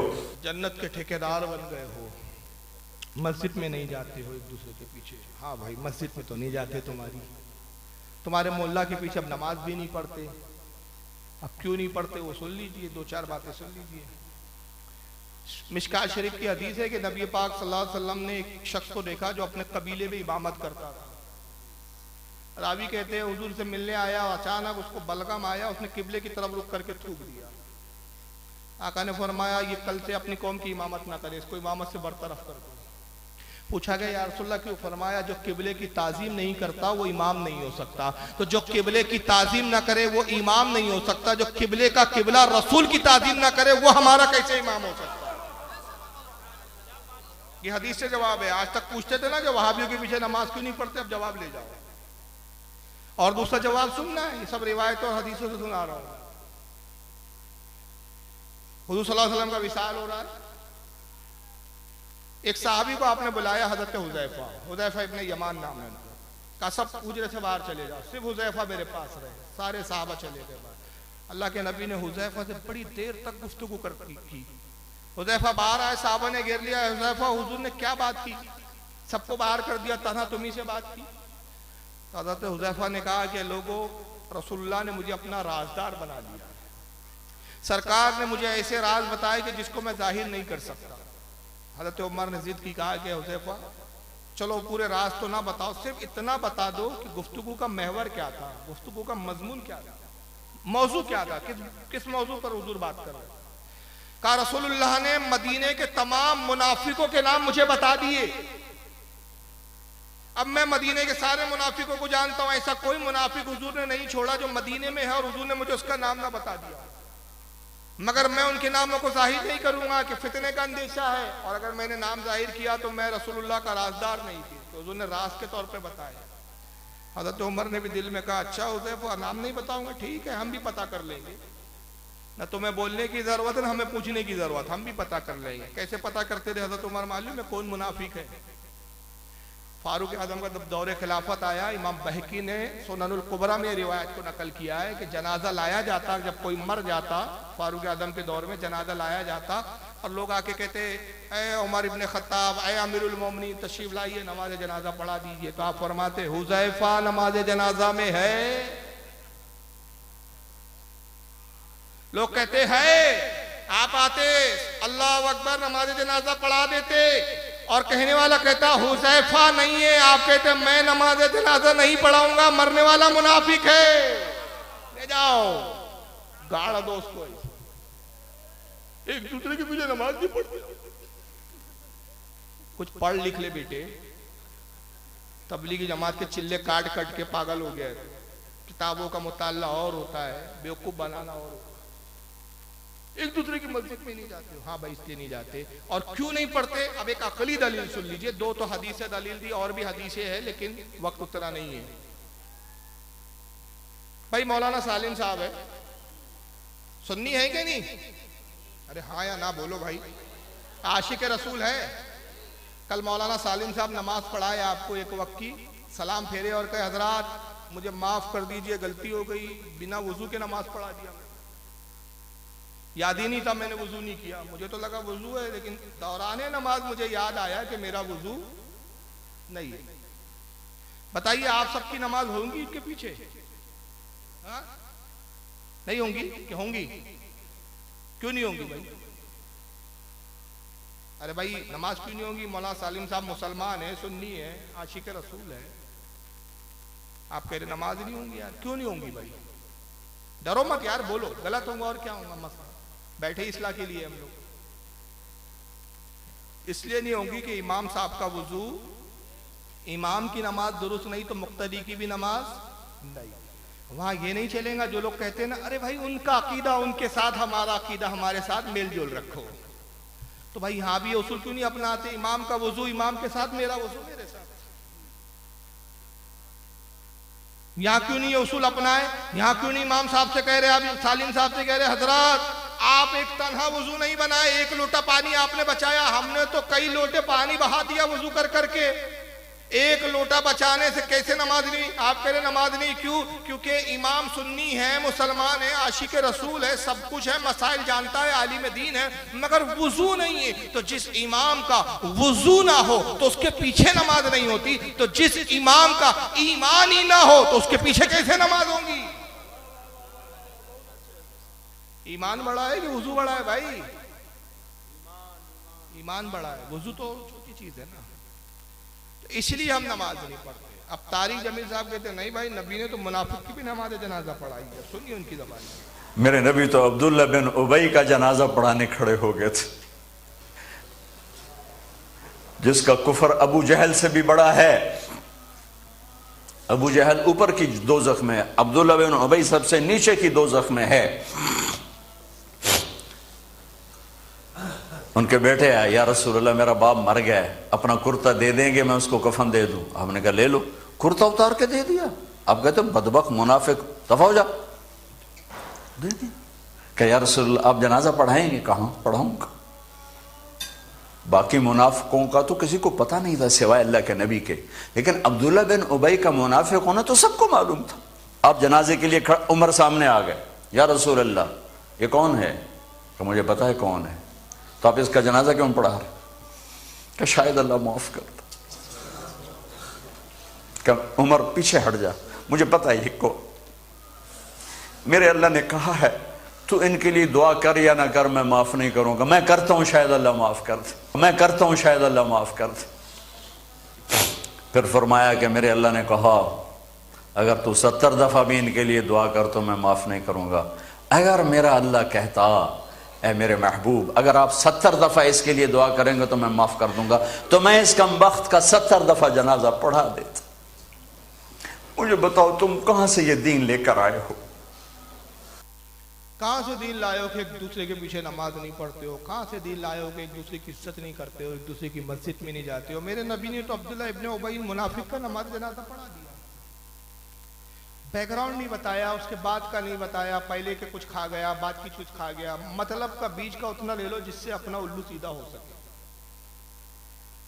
पस मंजर क्या है? हकीकत में पूरी हदीस सही बुखारी तिरमिजी तमाम किताबों मौजूद है। ये बुखारी में किताबुल जनाइज में मा युकरहु मिनस सलाती अलल मुनाफिक बाब के तहत इमाम बुखारी लाए हैं। तिरमिजी में आप चले जाए किताबुल क़िराअती अन रसूलिल्लाह सल्लल्लाहु अलैहि वसल्लम, इस बाब के तहत इमाम तिरमिजी ने आया, नसाई ने इसको किताबुल जनाइज में लाया।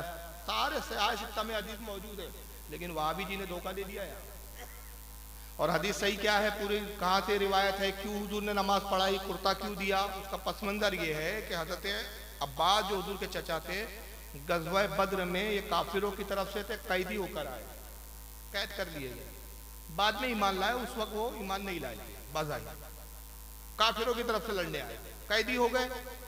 सर्दी के दिन थे, हजरत अब्बास का बदन सर्दी से कांप रहा था और आपका कुर्ता फट चुका था जंग के अंदर। और हजरत अब्बास बड़े ऊंचे पूरे थे, ऊंचा कद था उनका, हाइट बड़ी लंबी ऊंची थी।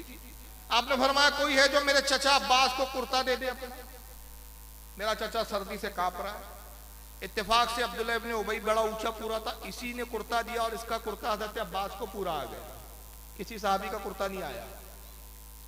बात खत्म हो गई, हजरत अब्बास ईमान लाए।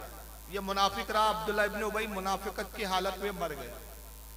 इसके बेटे अब्दुल्ला जो थे वो मोमिन थे, मुसलमान थे, साहबी थे। हुजूर की खिदमत पे आया, रसूलल्लाह मेरा बाप मर गया, मैं जानता हूं कि ये जाएगा जहन्नमी, आपका दुश्मन था, आपके खिलाफ बोलता था, लेकिन अल्लाह के नबी अगर आप नमाज जनाजा पढ़ा दे तो शायद अल्लाह इसके अजाब में कुछ कमी कर बख्शेगा नहीं, वो तो वो भी जानते थे। रसूलुल्लाह नमाज पढ़ाने के लिए निकले, हजरत उमर ने रोका, या रसूलल्लाह आप मुनाफिक की नमाज जनाजा पढ़ाएंगे? तो आका ने कहा कि उमर रुक जाओ, मेरे रब ने मुझे इख्तियार दिया है। ये बात यूं है, उसको पेश कुछ और ढंग से किया। हुजूर कहते हैं मेरे रब ने मुझे इख्तियार दिया है कि मैं चाहूं तो नमाज जनाजा पढ़ाऊं, चाहे तो ना पढ़ाऊं। और उमर मेरे नमाज जनाजा पढ़ाने से ये कोई जन्नत में जाने वाला नहीं, लेकिन मैं समझता हूं कि अगर मैं नमाज जनाजा इसकी पढ़ा दूं तो मुमकिन है इसके कबीले के लोगों का दिल नरम हो जाए और मेरे इस किरदार और अखलाक से मुतासिर होकर वो ईमान ले आए। ये हुजूर की मंशा। हुजूर गए, हुजूर ने नमाज जनाजा पढ़ा दी और अपना कुर्ता मुबारक निकाला, अब्दुल्ला इब्ने उबई की लाश पर रख दिया और एक तारीखी जुमला कहा जिसको जनाब ने खा के हजम कर लिया। हुजूर ने कहा कि लोगों ये मैंने कुर्ता इसलिए दिया, ये बता दिया इसलिए नहीं दिया कि मेरे कुर्ते की बरकत इसको मिलेंगी और ये जन्नती हो जाएगा, नहीं, मुनाफिक तो जहन्नम में जाएगा, जहन्नम के भी निचले तबके में जाएगा। कहा मैंने कुर्ता इसलिए दिया कि इसने मेरे चचा पर एहसान किया था बद्र, रोजे बद्र, आज मोहम्मद ने उस एहसान का बदला चुका दिया, अब कयामत में कुछ मुतालबा नहीं कर सकता। मोहम्मद अपने अहले बैत का एहसान किसी पे नहीं रखता। ये है वो पस मंजर। और जब ये सब हुजूर काम से फारिग हुए तो उसी वक्त कुरान की आयत नाज़िल हुई। वो मौलवी जी हड़प कर गए, उसको तो बताएंगा ही नहीं वहां भी कभी। उसी वक्त कुरान की आयत नाज़िल हुई, पारा नंबर 10 सूरह तौबा आयत नंबर 84।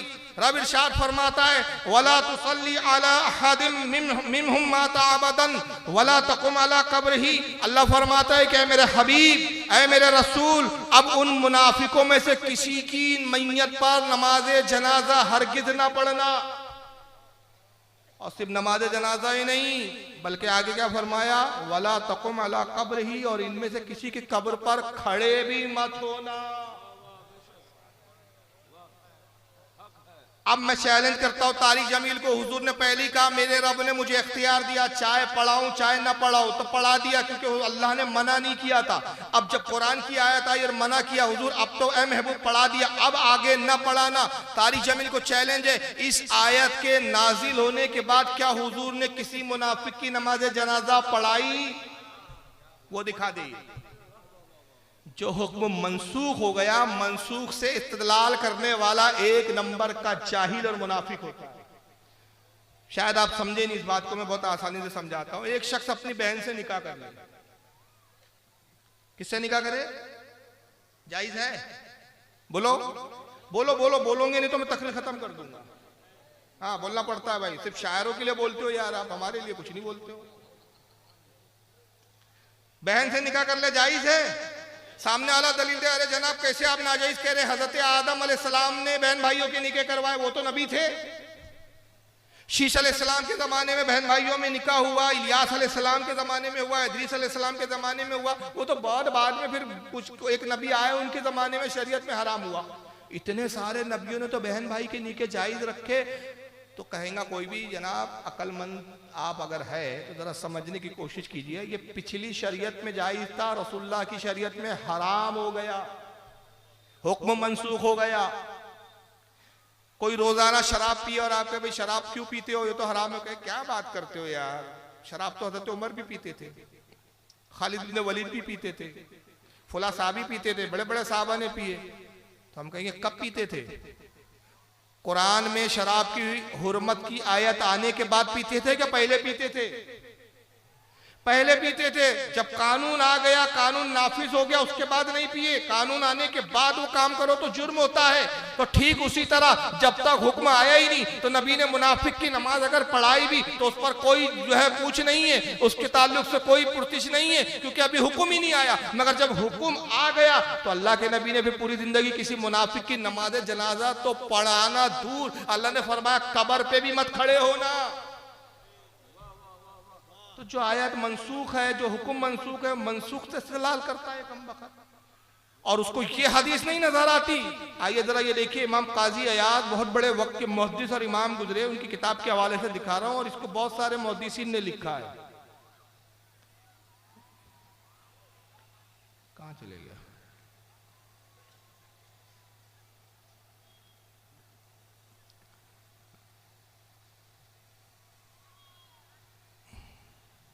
शरीफ पढ़े अल्लाहुम्मा सल्ली अला सय्यिदना मौलाना, थोड़ा सा निकालना पड़ रहा है असल में।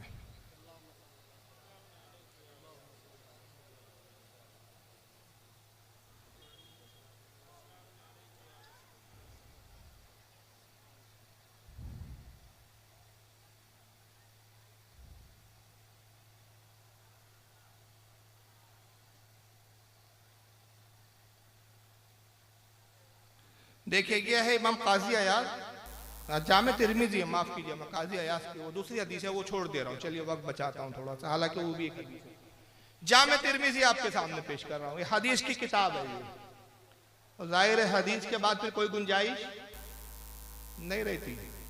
ये बदनाम करते हैं कि बरेलवी किस्से कहानी बताते, नहीं जनाब हदीस है ये। जामे तिरमिजी किताबुल मनाकिब बाब फजाइल उस्मान इब्न अफ्फान, हदीस नंबर 3709, और हदीस रिवायत है हजरत जाबिर रदियल्लाहु ताला अन्हु से, अन जाबिरिन काला अन्ना रसूलुल्लाह काला रसूलुल्लाह माफ कीजिए अन्ना जाबिरिन काल, हजरत जाबिर से रिवायत हो कहते उतिया रसूलुल्लाह सल्लल्लाहु अलैहि वसल्लम बे जनाजती रजूलिन युसल्ली अलैहि, कहते हैं कि रसूलुल्लाह सल्लल्लाहु ताला वसल्लम की बारगाह में एक जनाजा लाया गया, हुजूर की खिदमत में जनाजा लाया गया और कहा गया या रसूलुल्लाह आप इसकी नमाज जनाजा पढ़ा दें। फलम युसल्ली अलैहि, नबी पाक ने उसकी नमाज जनाजा नहीं पढ़ाई।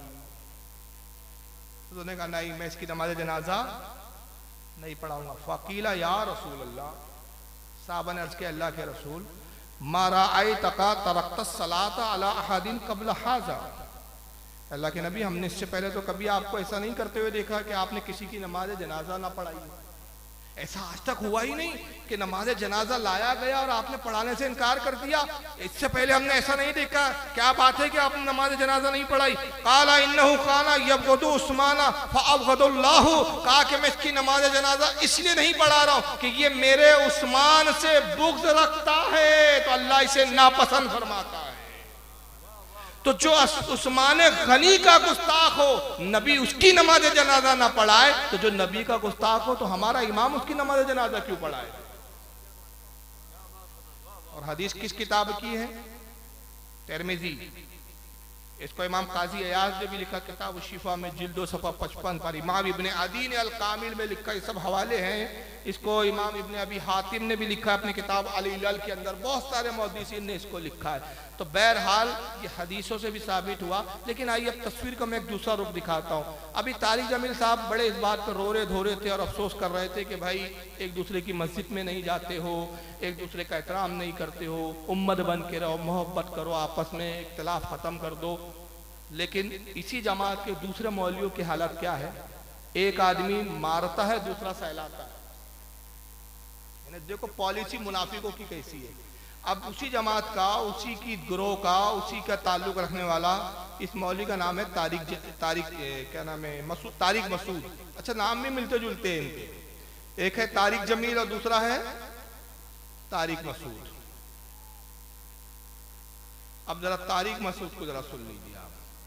ये मेरे को वीडियो नहीं मिल सका, शायद इसका वीडियो है भी नहीं। हमने बहुत तलाश किया, नेट पे ऑडियो मिला और आवाज़ भी थोड़ी इको में ज़्यादा थी, तो हमने बात समझ में आया। उसके लिए उर्दू की स्क्रिप्ट भी डाली है। उर्दू की स्क्रिप्ट भी लिखती हुई आती है। तो क्या कह रहा है जरा सुनो। लेकिन यहां अगर आपने कहा या रसूल अल्लाह मेरी किश्ती को पार लगा दे, ऐसा आदमी मुर्तद है, काफिर है, पक्का।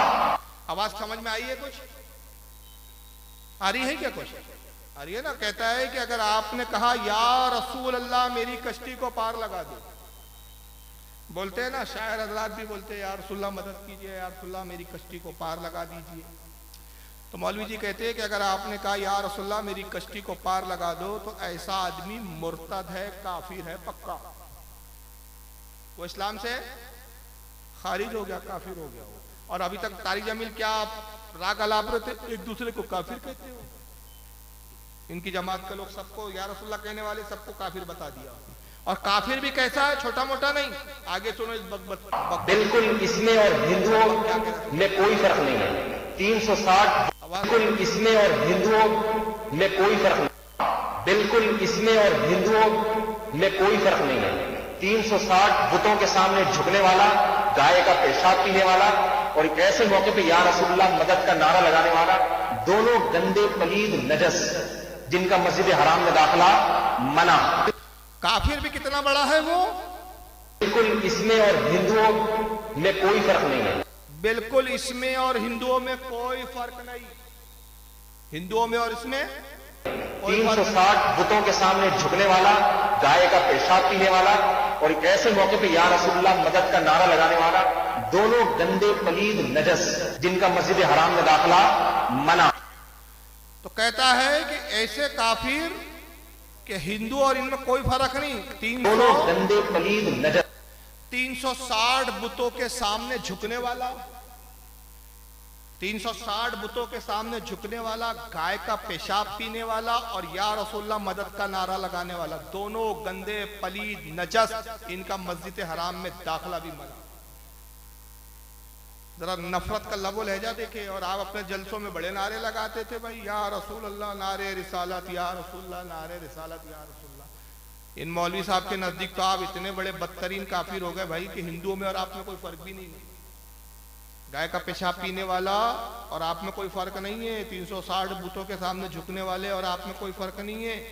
और आप ऐसे गंदे पलीद नजस है, ऐसे नापाक है कि आपका दाखिला भी मना। तो एक तरफ जो है मोहब्बत का राग अलापने की बात होती है और दूसरी तरफ नफरत की बात होती है।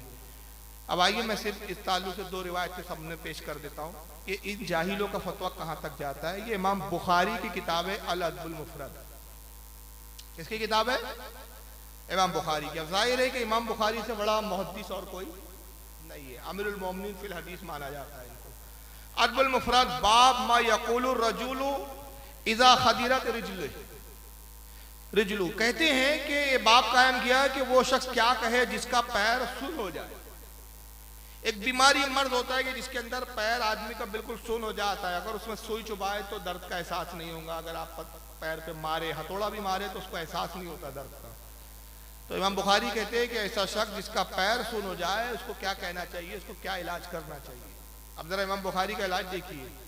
हदीस नंबर 964, इमाम बुखारी कहते हैं हदसना अबू नुईम काल, हदीस बयान की हमसे अबू नुईम ने, काला हदसना सुफियान, हदीस बयान की हमसे सुफियान ने, अन अबी इसाक, और उन्होंने रिवायत की अबी इसाक से, अन अब्दुर्रहमान इब्न सादिन, और अब्दुर्रहमान इब्न साद से वो रिवायत करते हैं। काला कहते हैं खुदिरत रिजल इब्न उमरा, कहते हैं कि हजरत अब्दुल्ला इब्न उमर साहब रसूल का पैर सुन हो गया, सोई भी चुपाओ तो एहसास नहीं, हिल्ले डुल्ले से माजूर होगा, बिस्तर पे पड़े रहते थे। बहुत इलाज कराया अब्दुल्ला इब्न उमर ने, कोई फायदा नहीं हुआ। फ़क़ाल लहू रजुल, तो एक शख्स ने, यकीनन वो भी साहबी थे क्योंकि दौर साहबा का है, या कम से कम ताबई थे, उन्होंने हजरत अब्दुल्ला इब्न उमर से कहा उसकुर अहब्बुन नास इलैका, ऐ अब्दुल्ला इब्न उमर उसको पुकारिए, उससे मदद मांगिए जिससे आप सबसे ज्यादा मोहब्बत करते हैं। तो रावी कहते हैं फ़क़ाला या मोहम्मदा, हज़रत अब्दुल्ला इब्न उमर ने घर पे बैठे बैठे ही पुकारा, या मोहम्मदा, ऐ मोहम्मद सल्लल्लाहु अलैहि वसल्लम मेरी मदद कीजिए।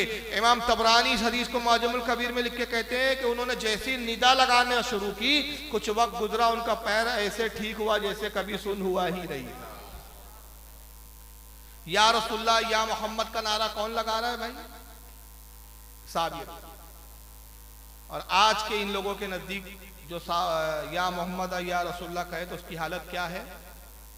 गंदा, नजीस, पलीद। मस्जिद हराम में भी उसका दाखिला मना। और यह हदीस इमाम बुखारी के अलावा बहुत सारे इमामों ने लिखी है। इब्न साद ने लिखा है इसको तबकातुल कुबरा में, इसको इमाम नववी ने अल-अस्कार में लिखा है, इमाम मुनावी ने फैजुल कदीर में लिखा है, बहुत सारे मुहद्दिसीन ने लिखा है। हत्ता कि इब्न कसीर इनके एक बहुत बड़े आलिम गुजरे जिनको देवबंदी और अहले हदीस दोनों फिरके के लोग मानते हैं। उनकी एक बड़ी मशहूर किताब है अल बिदाया वन निहाया, तारीख की किताब है, 18 जिल्दों में आती है, ये जिल्द नंबर 9 सफ़ा 496। ये कहते हैं कि हजरत फारूक अबू बकर सिद्दीक के ज़माने में गज़वा यमामा हुआ। गज़वा यमामा क्या था? एक शख्स था मुस्लिमा कज़्ज़ाब जिसने हुजूरी की ज़िंदगी में नबुव्वत का दावा किया। जब अबू बकर सिद्दीक खलीफा हुए तो हजरत अबू बकर सिद्दीक ने उस पर फौज कशी की, फौज को भेजा और कहा कि जाओ मुस्लिमा को कत्ल करो। खालिद इब्न वलीद और बहुत बड़े बड़े साहबी गए, उसमें कई जलील कद्र साहबा थे। जब कई साहबा उसमें शहीद हो गए तो खालिद इब्न वलीद ने आखिरी में झंडा उठाया, वो सिपा सालार बना। और जब उन्होंने देखा कि मुस्लिमा की फौज हम पर हावी हो रही है तो इब्न कसीर कहते हैं कि खालिद इब्न वलीद ने फिर ये आवाज लगाई, पुकारा। और तो इब्न कसीर के अल्फाज क्या है? सुम्मा नादा बेशियारिल मुस्लिमीन वकाना शियारुहुम यौमइज़िन या मुहम्मदा। कहते हैं कि उन्होंने मुसलमानों का मुरव्वजा नारा लगाया और ये उस वक्त मुसलमानों का शियार था कि जब वो किसी परेशानी और तकलीफ में मुब्तला होते तो कहते या मुहम्मदा, या मुहम्मदा, यानी ऐ मोहम्मद सल्लल्लाहु अलैहि वसल्लम हमारी मदद कीजिए, हमारी मदद कीजिए। तो ये सहाबा का अकीदा पता चलता है। तो एक तरफ इनका कहना यह है कि फिरका वारियत की बात मत कीजिए, और दूसरी तरफ हालत यह है कि ये खुद सारे मुसलमानों को काफिर कहते हैं नजर आ। सऊदी अरब के एक मौलवी है, सऊदीया में बैठते हैं, इसी जमात से ताल्लुक रखते हैं। ये हरम में बैठ के क्या बोलते हैं जरा सुन लीजिए इनको। नाम है इनका शेख मक्की। पंजतन पाक के बारे में क्या अकीदा है? जो ये अकीदा रखता है वो काफिर हो जाता है। क्या रोका है मैंने, अभी आगे और सुनिएगा आप। किसी ने सवाल किया कि पंजतने पाक के बारे में क्या अकीदा रखना चाहिए। पंजतने पाक समझते हैं ना किसे कहते हैं? हाँ, अरे बोलिए कौन 5 लोग हैं ये जिनको पंजतने पाक कहते हैं? एक रसूलुल्लाह की जात, दूसरा हज़रत अली, तीसरा हज़रत सैयदा फातिमा, चौथे इमाम हसन और 5वें इमाम हुसैन। 5 लोगों को मिलकर कहा जाता है पंजतने पाक। सवाल हुआ पंजतने पाक के बारे में क्या अकीदा रखना चाहिए। मौलवी जी कहते हैं जो ये अकीदा रखता है वो काफिर है। काफिर क्यों है? जवाब और दलील सुनिए। क्या अकीदा है? जो ये अकीदा रखता है वो काफिर हो जाता है। पंज तन पाक का माना ये है कि ये पांच जो है ना ये तो पाक हैं, बाकी सब नापाक हैं। ये तुमने उनकी अंदर के बोझ को तो समझा नहीं ना, उनके अंदर के बोझ को समझा नहीं। पंजतन पाक का मतलब अब कब्र में टांग अटक रही है, बुड्ढे लटक रही है, आखिरी उम्र में जा आराम कर, अकल चल नहीं रही है तेरी जाहिल। पंजतन पाक बोले तो इसका मतलब ये कि सिर्फ ये पांच पाक है, बाकी सब नापाक है। अरे जाहिल के बच्चे, इनको पाक बोला तो बाकी सब नापाक कहां से साबित हो गए? अब आपने कहा कुरान पाक, तो कुरान पाक बोले तो बाकी सारी किताबें नापाक हो गई क्या? आपने कहा मदीना पाक, मदीना पाक, तो मदीने को पाक बोला तो सारे शहर नापाक हो गए क्या? आप कहते हैं कुरान पाक, बुखारी शरीफ, तो बुखारी शरीफ है तो बाकी सारी किताबें क्या बदमाश है क्या? किसी अगर किताब या किसी जगह को आप पाक कहते हैं, शरीफ कहते हैं, किसी जात को पाक कहते हैं, शरीफ लगाते हैं उसके नाम के आगे, तो इससे ये थोड़ी साबित होता है कि दूसरे लोग नापाक है। पंजतन पाक हम इसलिए कहते हैं कि ये पांच लोग जो है, एक हदीस से ये हमारे उलमा ने निकाला है असल में, और हदीस ये है सही मुस्लिम में कि नबी करीम सल्लल्लाहु अलैहि वसल्लम एक मरतबा अपने हुजरे से बाहर आए। हजरत आयशा फरमाती है कि हुजूर बाहर आए, आप एक चादर ओढ़े हुए थे, चादर सुर्ख रंग की थी। तभी हजरत इमाम हसन दौड़ते हुए आए, रसूलुल्लाह ने इमाम हसन को अपनी चादर में ले लिया। कुछ देर बाद इमाम हुसैन आए, रसूलुल्लाह ने इमाम हुसैन को अपनी चादर में ले लिया। फिर हजरत अली आए, हुजूर ने अली को भी चादर में ले लिया। फिर हजरत फातिमा आई, हुजूर ने फातिमा को भी चादर में ले लिया। तो अब इस चादर में कितने लोग थे? पांच। और पांच जो ये लोग थे उसे फारसी में कहते तन, तन यानी जिस्म। कितने जिस्म है? पांच। एक है तने रसूल, दूसरा है तने अली, तीसरा है तने फातिमा, चौथा है तने हसन, पांचवा है तने हुसैन। ये पांच तन हैं। और आका ने सही मुस्लिम के अल्फाज है कि पांचों को चादर में लिया और फिर उसके बाद अल्लाह की तरफ, आसमान की तरफ निगाह उठा के अर्ज करते, अल्लाहुम्मा हाउलाई अहलल बैती, ऐ परवरदिगार आलम ये मेरे अहले बैत है, ये मेरे घर वाले हैं। और उसके बाद फिर आपने कुरान की आयत जो है तिलावत की और आयत ये पढ़ी कि इन्नमा युरिदुल्लाहु लियुज़हिबा अन्कुम रिस्सा अहलल बैती व युताहिरुकुम तत्हीरा, कि अल्लाह फरमाता है नबी के घर वालों, अल्लाह तो ये चाहता है तुमसे हर नापाकी को दूर कर दे और तुम्हें खूब साफ सुथरा फरमा। तो ये पाक इनको किसने कहा है? अल्लाह ने। और अल्लाह ने, अल्लाह के रसूल ने पांचों को अपने साथ, चारों को समेटकर पांच जिस्मों को एक चादर में रखकर बताया और ये आयत पढ़ के बताया कि ये पंजतने पाक है। मगर यहां नफरत देखिए कि अहले बैत को अगर आप पंजतने पाक भी बोलते हैं तो इससे भी आप काफिर हो जाते हैं। और ये इतना बड़ा झूठा शख्स है, कज़्ज़ाब इसको अगर बोले ना, कि आदमी वैसे भी मस्जिद पे बोलने, झूठ बोलने से डरता है। एक होता है कि मिंबर पे बैठ के बोलने से, झूठ बोलने से डरता है।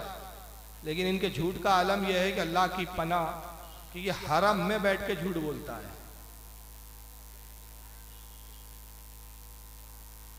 जरा आइए इसका हरम में एक झूठ देख लीजिए क्या है, सुन लीजिए।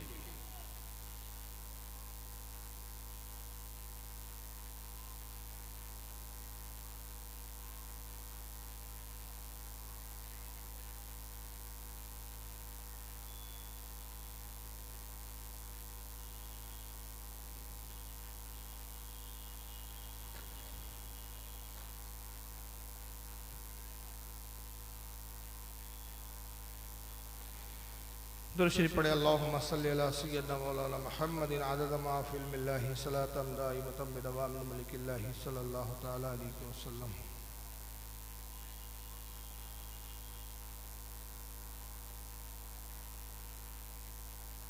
सुनिए, कहते जी कि बरेलवियों का कौन कौन सा अकीदा शिर्क वाला है? पहले मुझे ये बताओ उनका कौन कौन सा अकीदा तौहीद वाला है? पहले मुझे ये बताओ उनका कौन कौन सा अकीदा तौहीद वाला है? और तुम बता दो शिर्क वाला, मैं बता देता हूँ। अगर कब्रों पे सजदा करना ये तौहीद वाला अकीदा है, कब्रों पे तवाफ करना ये तौहीद वाला अकीदा है, हर साल बुजुर्गों का उर्स मनाना। उर्स जानते हो क्या होता है? उर्स होता है शादी, यानी अल्लाह से हर साल शादी कराते हैं, यानी अल्लाह से हर साल शादी कराते हैं। मौलवी साहब की बात सुन रहे हैं, हरम में बैठ के क्या बोल रहे हैं? झूठ। यानी ये ऐसा ऐसा झूठ बोलते हैं और हरम में बोलते हैं, तो इनका बाप इब्लिस भी इनको देख के हैरान होता है और कहता है मेरे बच्चों तुमने मुझसे भी ज्यादा तरक्की कर ली है झूठ बोलने में। इससे सवाल हुआ कि भाई बरेलियों का कौन कौन सा अकीदा तौहीद वाला है? तो मौलवी जी कहते हैं कि कोई भी बरेलियों का अकीदा तौहीद वाला नहीं है। तुम तौहीद वाला अकीदा एक बता दो बरेलियों का, मैं उनका शिर्क वाले अकीदे बता देता हूँ। यानी सारे अकीदे जो है वो बरेलियों के वो क्या है, सब मुशरिकाना है, सब शिर्क वाले। और फिर शिर्क की दलील दे रहा है कि बरेलियों का शिर्की अकीदा ये है कि ये हर साल उर्स मनाना, ये हर साल कब्रों पे जाना, कब्रों का तवाफ करना, कब्रों को सजदा करना, ये तौहीद वाला अकीदा है। फिर झूठ बोलते बोलते यहाँ तक आ गया वो कि हर साल ये बुजुर्गों का उर्स मनाना, और कहता है उर्स जानते हो क्या होता है? ये हर साल वली की अल्लाह से शादी कराते हैं। माज़अल्लाह, यानी जिस वली का इंतकाल हुआ उसकी क्या कर रहे हैं? अल्लाह से शादी कराते हैं। मुझे बताइए आज तक आपने किसी भी बुजुर्ग का उर्स मनाया या मनाते हैं तो कभी आपने सुना कि भाई उर्स का मतलब यह है कि आज अल्लाह के वली की फुला वली की अल्लाह से शादी है? हाँ? नहीं है ना। लेकिन इस जमात का अंदाजा लगाइए कि झूठ बोलने में सबके उस्ताद है ये, और इतने बड़े उस्ताद है कि बगैर दलील के, बगैर सर पैर के, बगैर किसी किताब के हवाले के जो मुंह में आया बक देते हैं। अब एक आखिरी में 3 क्लिप मैं दिखाता हूँ। आप लोग बहुत सुस्त हो गए हैं और शायद शायर हजरात का नंबर आ गया है, इसलिए अब चलिए ये आखिरी में 3 चीज़ें देख लें, उसके बाद फिर मैं रुखसत हो जाऊँगा और आगे फिर प्रोग्राम इंशाल्लाह जारी रहेगा। ये 3 एक झूठ मैं आपको सुना रहा हूँ कि इस जमात का झूठ बोलना एक शेवा है, और एक मौलवी जो बात बोलता है वही बात अलग अलग अंदाज में 3 मौलवी कैसे बोलते हैं। ये एक मौलवी साहब, इनका नाम है मौलवी, और इसी मौलवी जर्जी से बहुत सारे लोगों ने वीडियो देखा होगा कि सीरत गौसे पाक नामी एक किताब का इसने 8 साल पहले 10 साल पहले एक हवाला दिया, और 10 साल से मैं इससे मुतालबा कर रहा हूँ कि किस किताब में इबारत है वो मुझे दिखा दो तुम। इसने सीरत गौसे पाक में बहुत सारे झूठे किस्से बयान किए, जबकि सीरत गौसे पाक नाम की ऐसी कोई किताब ही नहीं हमारे यहाँ जिसमें इस तरह के किस्से हो। तो उस किताब में उसने एक ही किस्सा बयान कर रहा है, ये सुना होगा, लेकिन इसके साथ अब 2 नए मौलाना को मैं दिखाऊंगा, तो जरा आप अंदाजा लगाएंगे कि इसी जमात में, एक ही जमात में अलग अलग मौलवी कैसे कैसे झूठ बोलता है, एक ही बात के लिए कैसे झूठ बोलते हैं। जरा देखिए, 2 सफा उलटने के बाद, सिर्फ 2 सफा 181 सफे पर देखेंगे लिखा हुआ है गौसे आजम दस्तगीर। अब दस्तगीर का माना देखिए क्या लिखा हुआ है। बड़े पीर साहब ने अल्लाह से कहा कि दिखाओ ये 7 आसमान तूने कैसे बनाए। मैं ये दिखलाना चाहता हूं शिर्क के नुकसानात क्या हैं। जब शिर्क इंसानी जिंदगी में आता है तो ये अल्लाह के मकाम और मर्तबे को किस तरह घटाता है। बड़े पीर साहब अल्लाह से कह रहे हैं, गौसे पाक अब्दुल कादिर जिलानी, के मुझे दिखलाओ ये 7 आसमान तूने कैसे बनाए। गोया कि ये इंजीनियर थे, सिग्नेचर इनको करना थे। अल्लाह ताला इनको लेके चला, पहला आसमान देखा, कहा बिल्कुल ठीक, दूसरा देखा, कहा मुस्तहसन, अच्छा है, तीसरे को भी पास कर दिया। चौथे आसमान पर जब अल्लाह पहुंचा तो उसको भी पास कर दिया कि ये भी ठीक। छठे आसमान पर जब अल्लाह पहुंचा, 5वां छठे पर, तो वहां से अल्लाह का पैर फिसला। बड़े पीर साहब का पैर नहीं फिसला, मैं बोलने में गलती नहीं कर रहा हूं, अल्लाह का पैर फिसला, और छठे आसमान से अल्लाह गिरा, और वो गिरकर नीचे चौथे आसमान पर आया। बड़े पीर साहब ने अपना दाहिना हाथ बढ़ाया और अल्लाह को खींच लिया, पकड़ के उनको उठा लिया, गिरने से, जमीन पर आने से उनको रोक लिया, हाथ पकड़ा और उनको खींचा और ऊपर चढ़ा लिया। उस दिन से उनका नाम पड़ गया दस्तगीर, हाथ बढ़ाकर अल्लाह को खींचने वाला। ये दस्तगीर का माना ये है। बहरहाल वाक़या सुनाया मौलवी जर्जी साहब ने, आपने सुन लिया। इसमें सिर्फ एक बात पे आप ख्याल रखें कि उसने कहा कि अल्लाह गौस पाक को कहां लेकर गया,